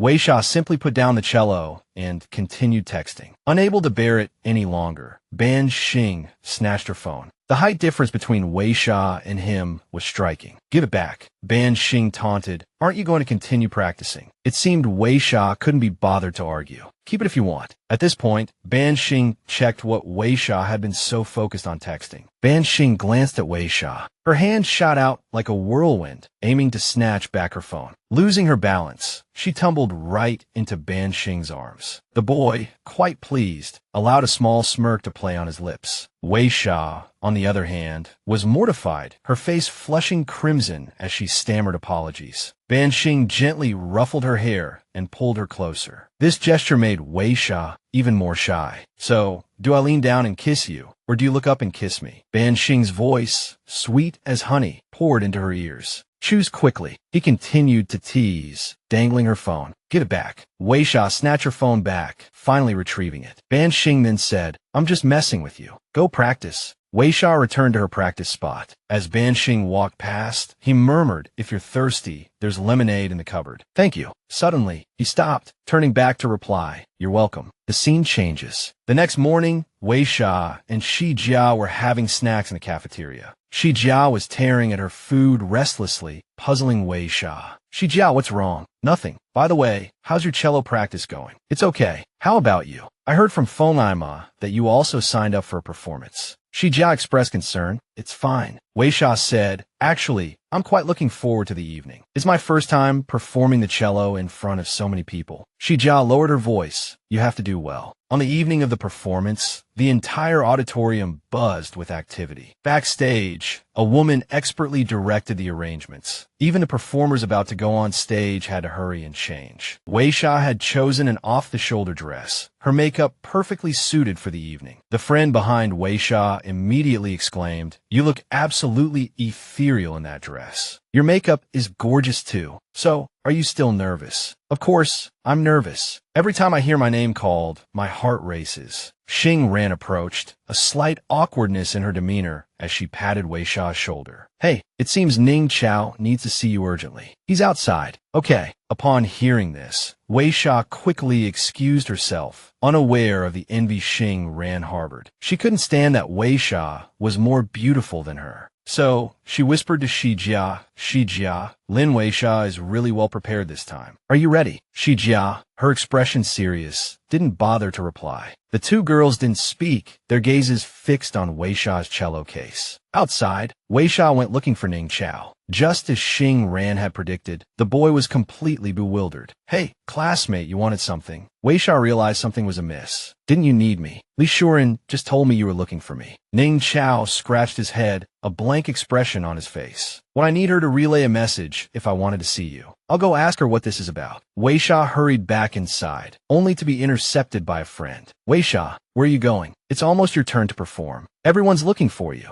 "It's fine. I'll go get ready now." Quickly, Weixia composed herself backstage. The announcer's voice echoed. "Next up, we have a cello solo, performed by Lin Weixia." Weixia held her breath. At that moment, the stage curtains drew open. The announcer was Jing Wuqian, an upperclassman who had often encouraged Weixia. Down in the audience, Ban Sheng watched silently. Weixia gently touched the strings, the spotlight now focused on her. Head held high, Weixia exuded confidence. She began her performance. But with the first delicate stroke of the bow, a jarring screech pierced the air. Panic flared in Weixia's eyes. "What's happening? Why is my cello making that sound?" Then, without warning, a string snapped, amplifying her distress. The broken string hung loose. A ripple of unease spread through the audience, and venomous whispers slithered towards the stage. "What a mess. What's going on? Is this it? Don't waste our time. Let the next performer come on." Lu Quan quickly signaled for the tech crew to kill the lights. On stage, the complaints continued, though shrouded in darkness. "Hey up there, can you do this or not? If not, get off and let someone else play." "Yeah, get off. This is embarrassing." Back in the audience, Ban Sheng's friend, his face pale, asked, "Aren't you going to go up there and save the day?" Ban Sheng replied calmly, "She can handle it." His friend looked surprised. "You have that much faith in her?" "Yes, I do. Otherwise, she wouldn't be the one I chose." Several minutes passed, and the stage lights flickered back on. Weixia hadn't moved from her spot. This time, a confident smile graced her lips. The strains of the Butterfly Lovers filled the auditorium, her chosen piece. The melody, known to all, was a tapestry of sorrow and joy, a resonance of two hearts. Yet, the twists of fate would ultimately tear them apart, like fractured notes, an irreparable farewell. Weixia's tempo increased. She drove the music towards its crescendo. As the final notes faded, Weixia took a deep breath and opened her eyes. With a graceful bow, she acknowledged the audience. The auditorium erupted in cheers, a stark contrast to the earlier disdain. "Amazing. I declare, she's my new goddess. I'm going to ask her out. Get in line, buddy. She's going to be popular." As the cheers subsided, two friends in the audience felt a sudden chill, assuming the air conditioning had been turned down. Wuqian stepped onto the stage to announce the results. "Congratulations to Lu Sijia for winning first prize in the school-wide evening performance with her modern dance." Sijia was immediately surrounded by a throng of admirers. "Sijia, Your performance was incredible. First prize. That's amazing. Beaming, Xijia invited everyone to celebrate with her. Just when everyone thought the evening had concluded, Lu Qian threw a curveball. Her voice rang out. However, Lin Weixia's performance of the Butterfly Lovers has left a deep impression on the judging panel. The committee has decided to award her a special prize. The special prize came with a cash award of 1,000 yuan and a bouquet of flowers, presented to Weixia. As the atmosphere shifted, Xijia's smile faltered. A special prize. What's going on? She's completely stolen the show. Was that mishap staged on purpose? Xijia clenched her fists. Outside the auditorium, Weixia arrived, having heard that Ban Sheng was looking for her. Unexpectedly, Jing Wuqiuan appeared beside her. Weixia hurried over. I didn't see you after the performance. Thank you for helping me just now. My name is Jing Wuqiuan. Just call me Wuqiuan. Rewinding time back 15 minutes, when Weixia felt lost and helpless, Wuqiuan appeared behind her like a savior. Wuqiuan gently comforted Weixia. The school doesn't have a cello, but there are other instruments backstage. Do you play anything else? Yes, Weixia replied. Back in the present, Wuqiuan explained, by seniority, I'm a distant cousin of Ban Sheng's. He gestured to the person beside him. This is Li Shuren. We grew up together. If you want to thank someone, thank Ban Sheng. He asked me to look after you. He cares a lot about you. Li Shuren joined in, teasing Ban Sheng. Ban Sheng, is this your girlfriend? Not yet. Still working on it, Ban Sheng replied, his expression softening as he looked at Weixia. Li Shuren and Wuqiuan left soon after, leaving Ban Sheng to pursue his romantic endeavors. Ban Sheng gently touched Weixia's lips. Who did your makeup? It's so heavy. Weixia responded instinctively. Is it ugly? To her surprise, Ban Sheng swallowed. No, it's beautiful. Weixia shyly pulled her hand back. The prize money is 1,000 yuan, she said. As agreed, half is yours, though it might not be enough to compensate for your cello. Ban Sheng brushed aside the concern. Forget about the cello. I don't want the money. Buy me dinner. What do you want to eat? After a moment of thought, Ban Sheng chose steamed buns, much to Weixia's amusement. Before she could agree, he started walking. Hey what? If you don't come now, I might change my mind. They ended up at a roadside bun stall. During the meal, Ban Sheng was surprised to learn Weixia also played the eru. She happened to be biting into a hot bun at that moment. The heat made her fan her hand. Slow down. Have some water. Weixia handed him her cup. He took a long drink. When I was little, I learned cello from a teacher. Every time I went to his house, he would teach his daughter eru first. So I picked up a little. Ban Sheng praised her quick thinking during the performance, which touched Weixia.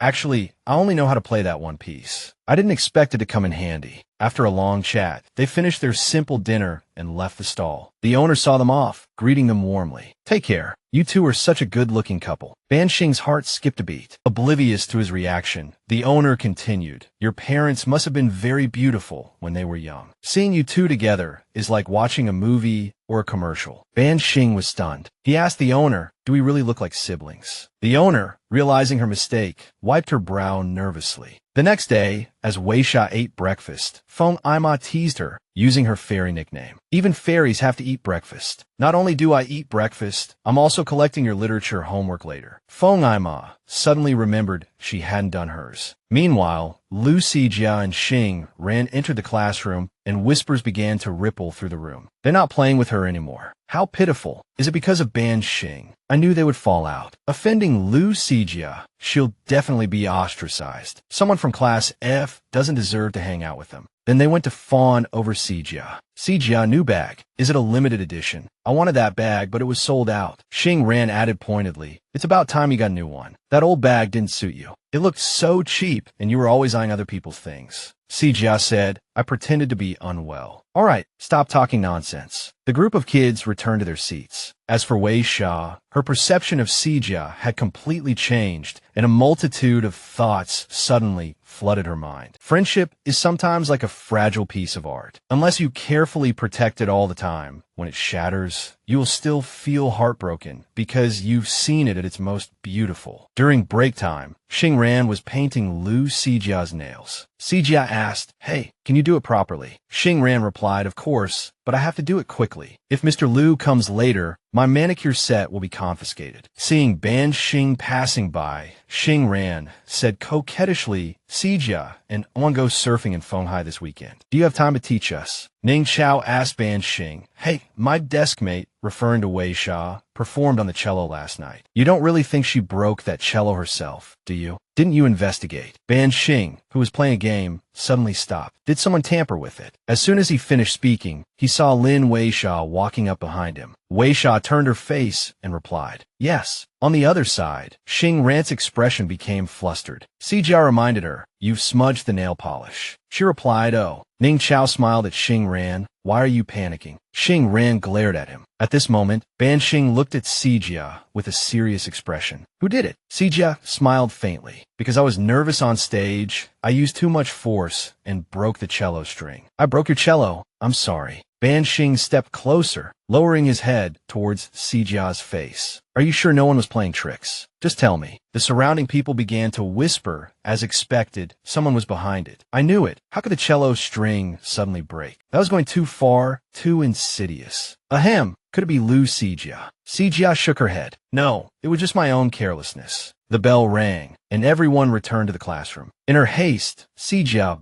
bumped into Xing Ran. Xing Ran turned and glared at her. Today was the day of the final exams. Weixia was getting ready to leave when Aunt Qin, the housekeeper at Ban Sheng's house, reminded her, remember to buy something to eat on the way and take an umbrella. Weixia replied, I know. Outside the door, Ban Sheng was waiting for her. He turned around. We don't look like siblings today. Weixia didn't understand what he meant. What? Ban Sheng stepped closer to her. Today we're not dressed like siblings, but like a couple. He took the umbrella from her hand. Let's go. Let's have breakfast and then go to the exam. As they walked, Weixia asked Ban Sheng, do you have any plans for the winter break? He replied, going abroad, same as every year. But this year, if I see any beautiful scenery, I'll take pictures for you. As everyone was answering the exam questions, the teacher announced, the final exam is over. Please stop writing. We will now collect the papers. Leaving the exam room, everyone began to discuss the exam quietly, comparing answers. Finally, the holidays are here. I don't care anymore. Go straight home or back to the classroom first. Suddenly someone called out, Lin Weixia. It was Sijia standing in front of her. I didn't do that. Weixia's expression remained calm. I know. Thank you for taking care of me this semester. Sijia remained silent, unsure how to respond. Weixia was diligently helping out at Gao Heng's mother's shop. A passing customer asked curiously, where's your Gao Heng? Why is only Weixia helping? Gao Heng's mother was already exasperated with her son. Don't mention it. As soon as the holidays started, he's been playing video games at home, not even coming out to greet customers. The customer reproached, kids these days are all like that. They don't understand their parents' hardships. Weixia is such a good child. Gao Heng's mother agreed. Yes, come again when you have time. Just then, Weixia's phone vibrated with a new message. She glanced at the screen. Weixia took off her gloves and,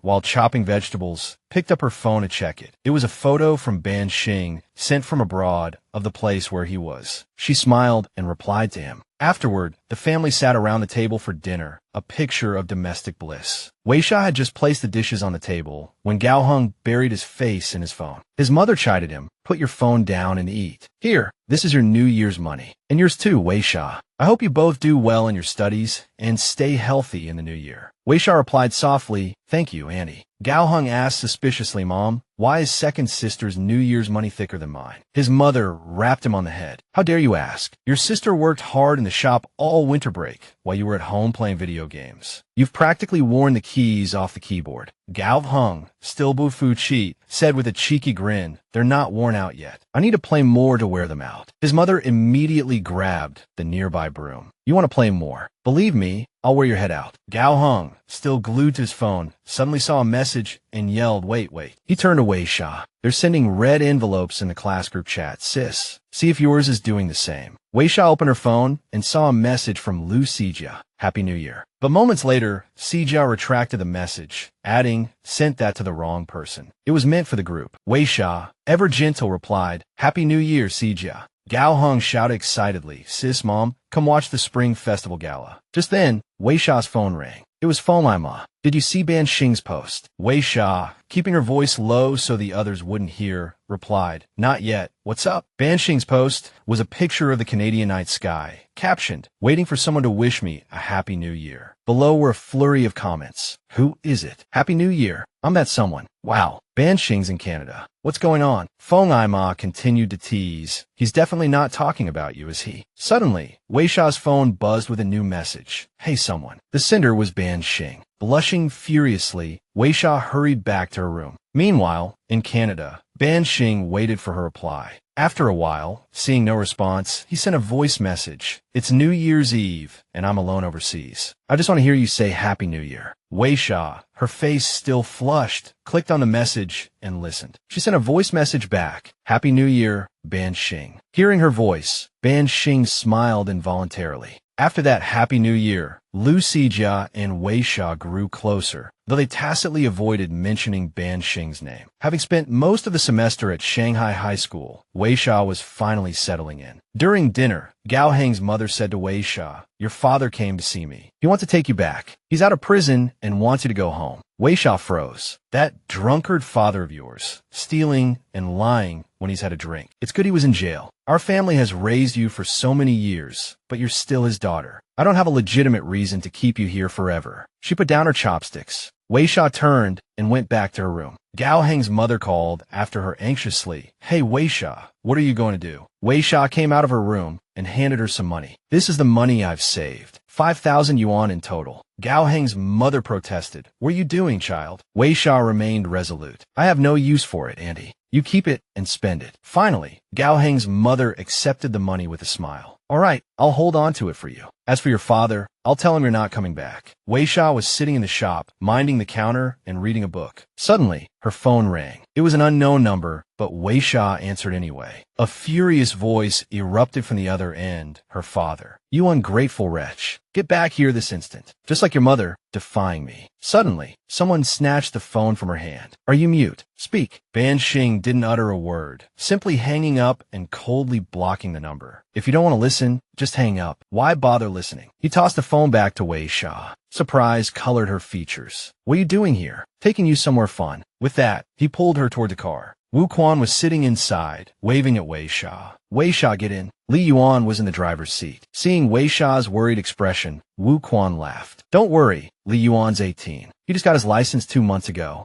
Weixia still seemed apprehensive. Senior Wu Quan, have you been drinking? Li Yuan quickly clarified. Huh, do I look that unreliable? Both Wu Quan and Ban Sheng burst out laughing. Wu Quan reassured her. He hasn't been drinking. Don't worry. Ban Sheng was laughing so hard he had to hold onto the car door. Finally, the car started. Weixia's eyes lit up with anticipation. Are we going to the beach? Wu Quan replied, Yep. Put on some sunscreen. Even though it's almost evening, the UV rays are still strong. The music festival was buzzing with energy, a vibrant collaboration between several universities. It was Weixia's first time at a music festival, and she felt a little out of place. This is a music festival. A senior girl smiled. Yeah, it's a joint event between a few universities. Mostly university students here. Seeing Ban Sheng arrive, a senior guy came over and handed him a ticket, saying, You're the hardest person to get hold of. He then enthusiastically led them forward. Come on, I'll take you to the front. Ban Sheng carefully guided Weixia through the dense crowd. When she accidentally bumped into someone's shoulder, he said with concern, Be careful. The concert atmosphere grew increasingly electric. Let's keep the energy up. Welcome the band from Nanjing University. Weixia eagerly awaited the next performance. Suddenly, she turned and realized Ban Sheng was gone. She quickly turned to Wu Quan. Senior Wu Quan, have you seen Ban Sheng? He seems to have disappeared. Wu Quan pointed towards the stage. Look there.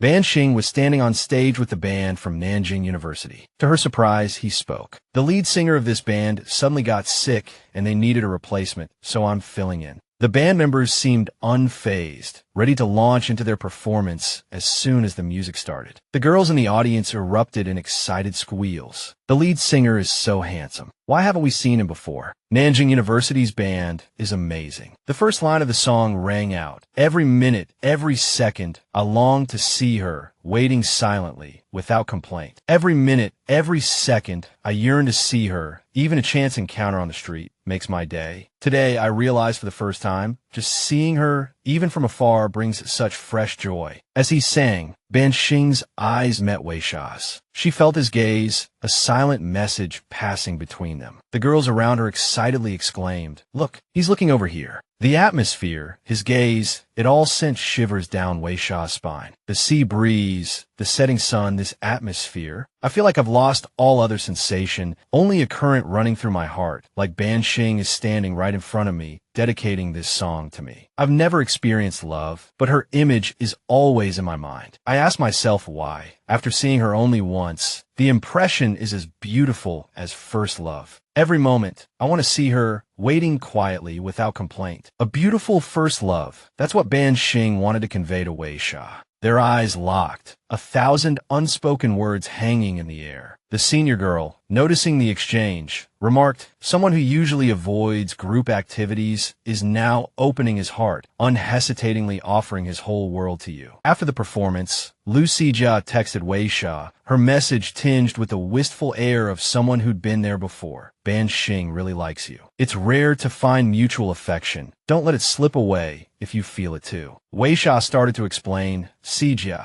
we're not." But Wu Quan quickly interrupted, "No, he's always seen me as a good friend. Only you. Hurry up and go. Ban Sheng's waiting for you outside. He probably has other plans after the performance." Weixia rushed out, anxiously scanning the crowd. Suddenly, she heard Ban Sheng's voice. "Over here. Get in. I'll take you for a ride." Weixia climbed on a motorcycle a little awkwardly. "Just a sec. Let me get settled." But Ban Sheng suddenly accelerated, the bike lurching forward. Caught off guard, Weixia instinctively clung to him. "Sorry," she mumbled. That small gesture was enough to send Ban Sheng's heart soaring. "It's okay," he said, his voice a little breathless. The speed was a bit uneven. Finally, Weixia found her balance on the back of the motorcycle. Ban Sheng gave the throttle another twist, and the bike shot forward, making Weixia grip his shirt and yell, "Ban Sheng." He laughed. "Just kidding. Look to your right." Weixia turned and gasped. The view that unfolded before her was breathtaking, a stunning vista of nature she'd never seen before. A wave of pure joy washed over Weixia. "This is amazing," she breathed. "I'm so happy." Ban Sheng's voice was gentle. "Make a wish. Anything. Let the wind carry away your stress." Weixia voiced a longing she'd held for a long time. "I wish it would snow in Nanjing.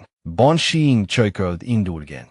"All right, how about a more realistic wish?" Weixia's voice was soft. "I wish I could leave here soon. I really want to see the snow in Beijing." Ban Sheng. Without hesitation, Ban Sheng replied, "I'll go with you." Touched by his concern, Weixia murmured, "I'm a lot of trouble," her thoughts drifting back to the past. But in Ban Sheng's eyes, she wasn't trouble at all. "Weixia," he said, his voice earnest, "I can handle your expectations." The chime of a bell announced Lu Sijia's arrival at the cafe. "Hi," she said, approaching the counter. "Can I get a—" Before she could finish her order, the barista placed a drink in front of her. "Your hot cinnamon latte," Weixia said. Sijia looked up in surprise. "What are you doing working today?" Weixia explained, covering a shift. "There are umbrellas by the door. Grab one if you need it." As Weixia focused on making drinks, a man's figure loomed closer. He smashed a bottle and barked, "Daughter, give your father some money." His anger escalated, and he lunged at Weixia. "Where's the money? Give it to me." Weixia dodged him, shouting, "What are you doing? Get out." He raised a broken bottle threateningly. "You little brat, you think you can defy me?" A swift kick sent the man sprawling, saving Weixia from the blow. "Weixia, run!" Sijia grabbed her hand and pulled her away, the man's enraged shouts echoing behind them. "You dare kick me." Once outside, they finally had a moment to catch their breath. "I'll call the police," Sijia said, her voice shaking slightly. "He won't bother you again." "Thank you." Weixia gently took Sijia's hand, noticing a cut where her father had grabbed her. "We need to get that looked at. You don't want it to scar." Sijia's words, however, were more concerned with Weixia than herself. "It's nothing," she said, her voice surprisingly light. "Look, the scars on our palms almost line up. It's like a thread connecting us." Back in the present, Ban Sheng's words echoed in Weixia's mind. "Weixia, I can handle your expectations." She thought to herself, he's good. Too good. He never lets anyone down. But, with a sigh, knowing she was about to hurt him, Weixia said, "I'm sorry, Ban Sheng. There are other things I need to deal with." Though heartbroken, Ban Sheng felt helpless. He finally understood. He called Li Ran, only to receive a message saying Li Ran had already left, taking Huang Quan with him. Weixia, overhearing this, felt a pang of worry. Why did they leave early? She wondered aloud.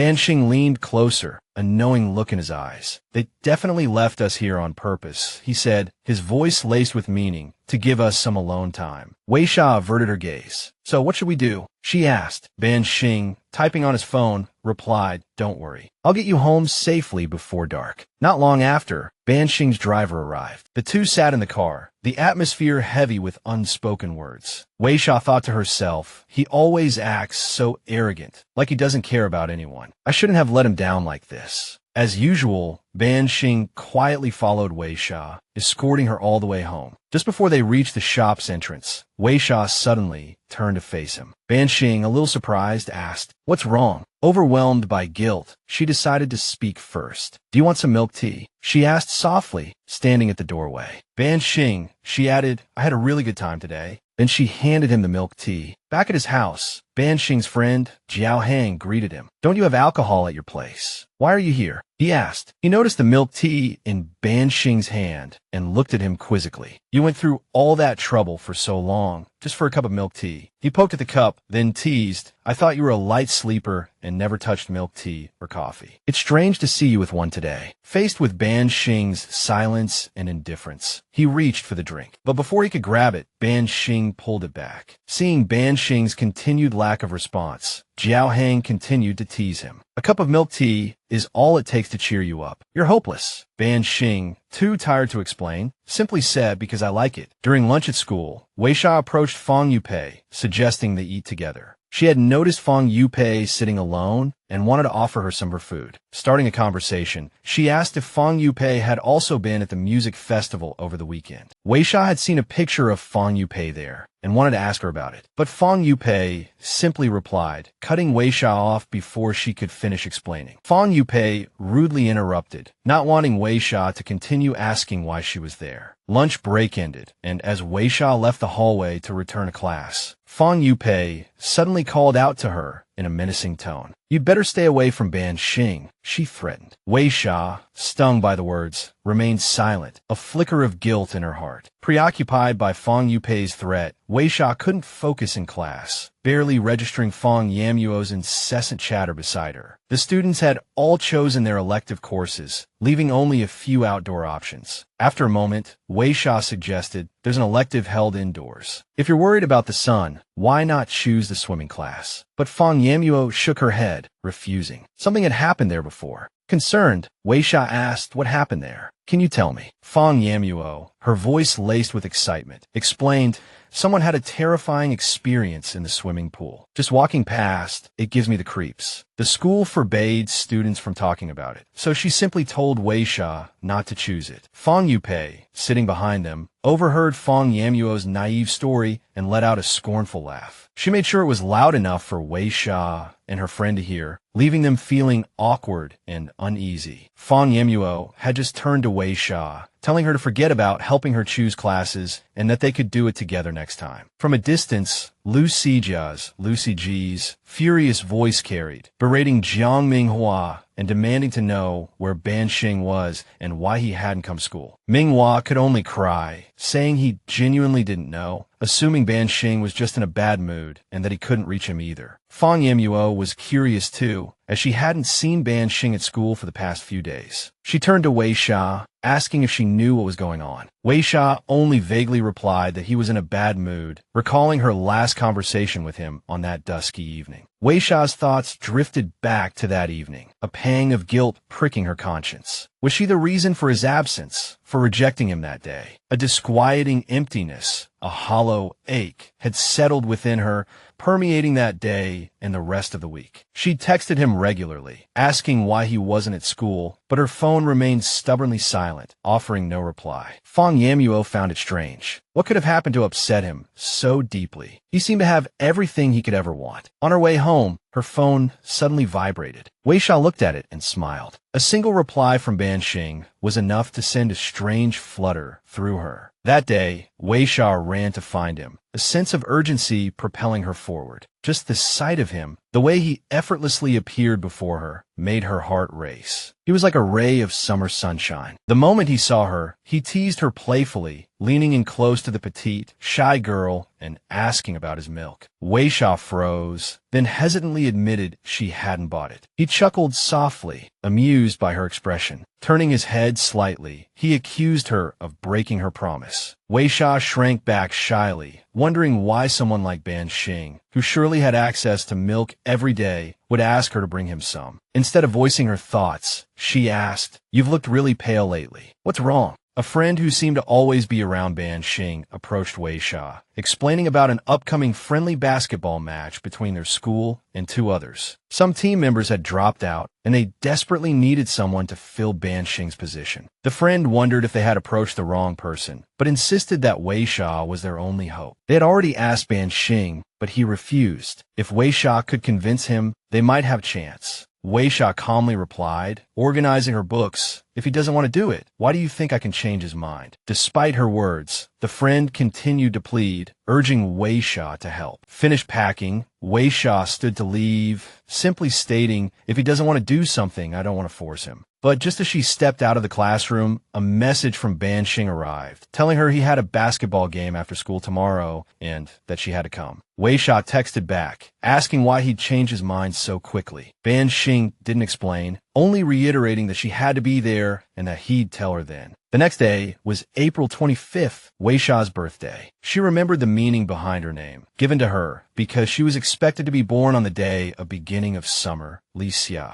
Unfortunately, she arrived 5 days early. Recalling memories of her parents, Weixia offered a bitter smile. In the end, she simply viewed the world with an ordinary perspective. Despite it being her birthday, the day began like any other, with a simple bowl of noodles she prepared for herself. "Happy birthday to me," she murmured. Because of Ban Sheng's basketball game after school, a large crowd gathered. Liu Xijia, had even organized a cheerleading squad for him. All the beauty and attention focused on the young woman, Liu Xijia. But unfortunately, this girl only had eyes for Ban Sheng. The whistle blew, and the two teams began to enter the court. But the most eye-catching person was still Ban Sheng. No female student failed to notice his handsome appearance. They were just a little curious. Previously, Ban Sheng's jersey and shorts were number 16, but suddenly they had changed to 25. But how many knew that the number held a special meaning for a certain girl next door? Hearing the number 25, Weixia felt a pang of guilt. She turned to ask her friend if she knew why Ban Sheng had suddenly changed his mind and decided to participate in the basketball game, but her friend didn't know either. However, that day Ban Sheng had specifically asked if the basketball game happened to fall on Weixia's birthday. Hearing this, Weixia wanted to ask more, but her friend suddenly jumped up and cheered loudly for the team, so she stopped. Ban Sheng was truly exceptional. His top-tier, refined, and handsome appearance was an indescribable beauty in the eyes of the female students, especially when he wiped his sweat. During halftime, Xijia approached him and offered him water, making everyone wonder if she was his girlfriend. But unfortunately, the aloof young man walked away coldly, leaving Xijia embarrassed in front of everyone. He only used his own water and drank it all in one gulp. Suddenly, Weixia wanted to leave, so she told Fang Yamuo. Seeing her leave, Ban Sheng noticed and followed. Suddenly, a hand reached out and pulled Weixia into a nearby room. It turned out to be Ban Sheng. He pressed her against the wall and asked if she had been watching him play basketball. Then he reached out and jealously pulled down her skirt. "Who allowed you to wear such a short skirt?" Ban Sheng's action made her jump with shyness, her face flushing crimson. She simply brushed his hand away, saying that teacher Luo had required it. Seeing Weixia's somewhat distracted look, Ban Sheng continued to ask, "How many points did you see me score in total?" Then he raised his hand close to Weixia's face, pressing closer and asking, "Can you guess the meaning of my jersey number?" She shyly turned her head and answered in a low voice, "I guessed it." Weixia then asked, "How did you know my birthday?" Ban Sheng leaned in closer, looking at her affectionately. "Happy birthday, Weixia," because from the first day of school, he had gotten the information from her acceptance letter. Halftime was over, and Weixia returned to the court, her face still as red as a tomato, which Fang Yamuo immediately noticed. On the other side, Ban Sheng was exceptionally stylish and even more enthusiastic, a joyful expression on his face. He jumped up, easily scoring several more points for the team. The referee blew the whistle, signaling the score. Everyone in the stands cheered boisterously for his score. Thanks to Ban Sheng, the Xinggao team had clearly turned the tide. But he didn't care much, only intentionally showing off for Weixia, deliberately looking at her with affectionate eyes, making the female students curious and excited, wondering who he was looking for in the stands. Everyone was curious about what kind of girl could make Ban Sheng so captivated. Fang Yamuo suddenly grabbed Weixia's hand from the stands and deliberately shouted loudly to cheer for the team. Weixia remembered Ban Sheng's affectionate words from earlier and felt embarrassed. He was playing so well to win for her. Suddenly, Fang Yamuo looked at her phone and pulled Weixia along, because the message said that the cheapskate, likely referring to Jiang Minghua, had finally spent some money. The group chat said he had booked a private room at the Palem Mansion to treat the whole team to a meal. This game was also partly due to Ban Sheng carrying the whole team, so everyone admired him. A classmate mentioned the number 25 again. Yesterday, I bought a lottery ticket with the number 25 and won. This made Weixia blush even more. Even Fang Yamuo mentioned and joined in the jokes about the number 25. The topic of the number 25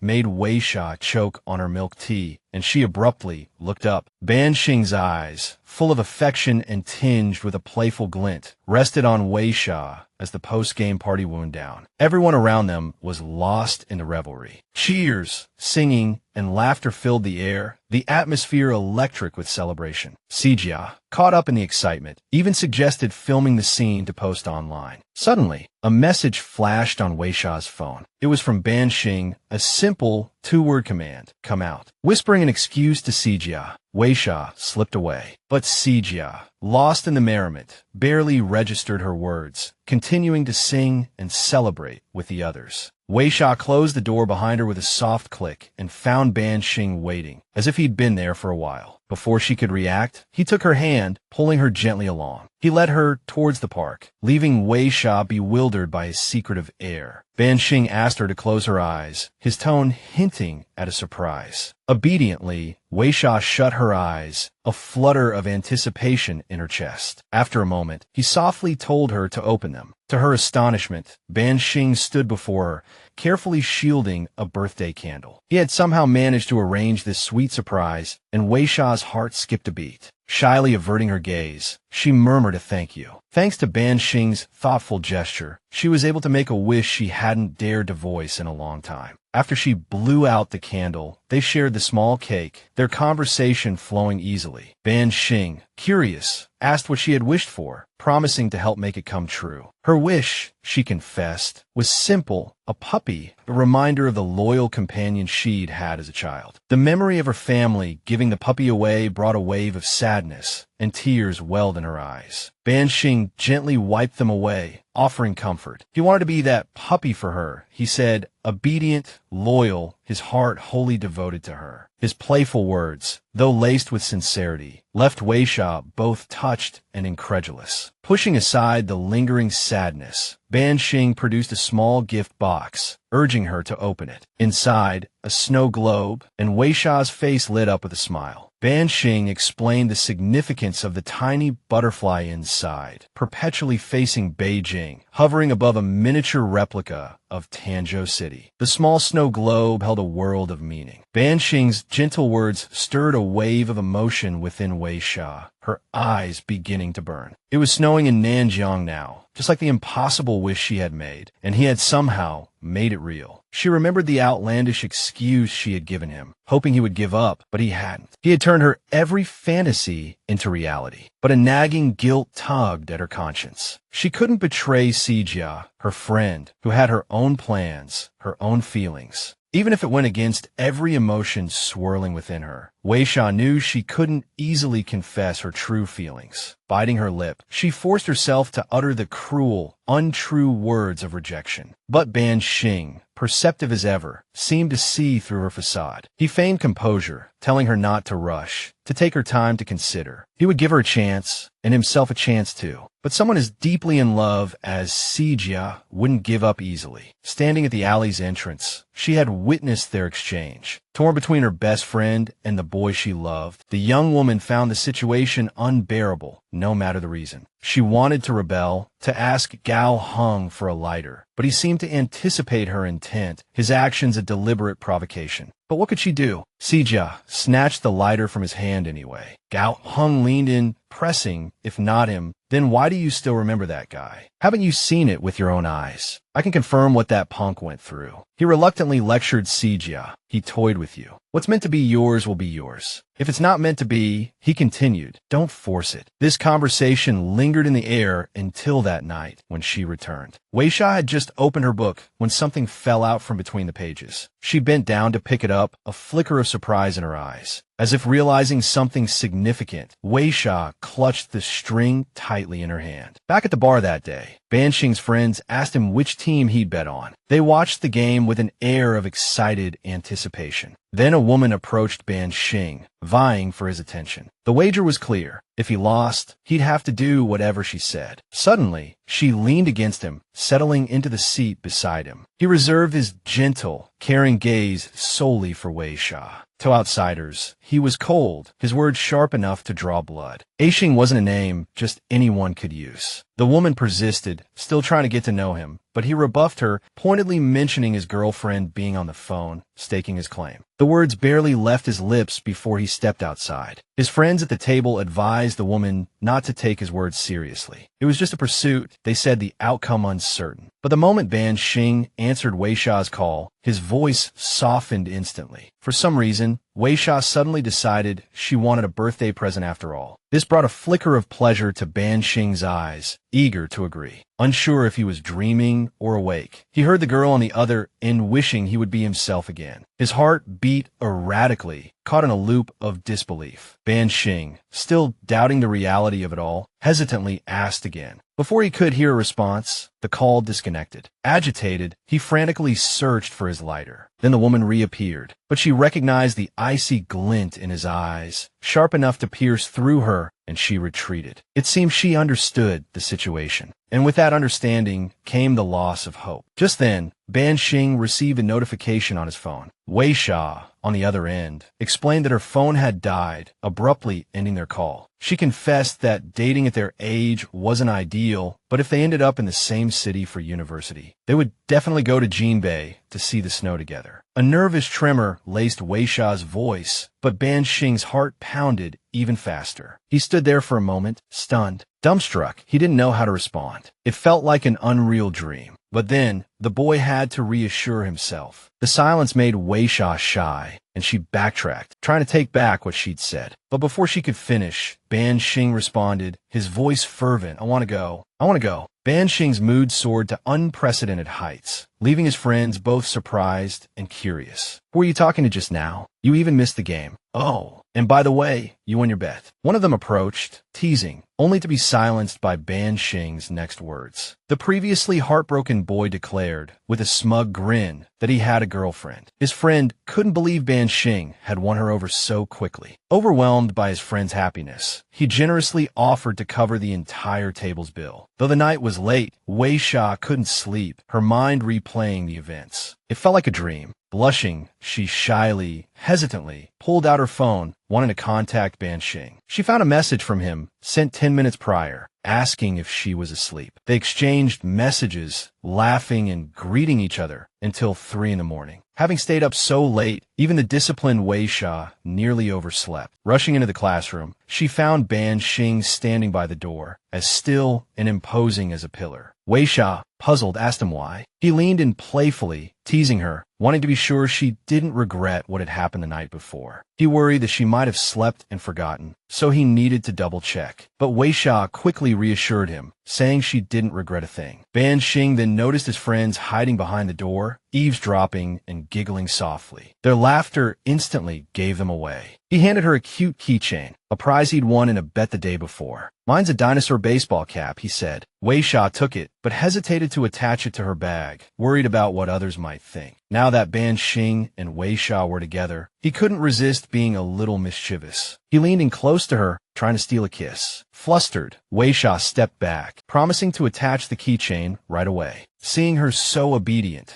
Ban Sheng couldn't help but reach out and ruffle her hair. Then, together, they set off for school. Walking like this side by side, Weixia realized that he had often walked behind her before. But now, everything felt different.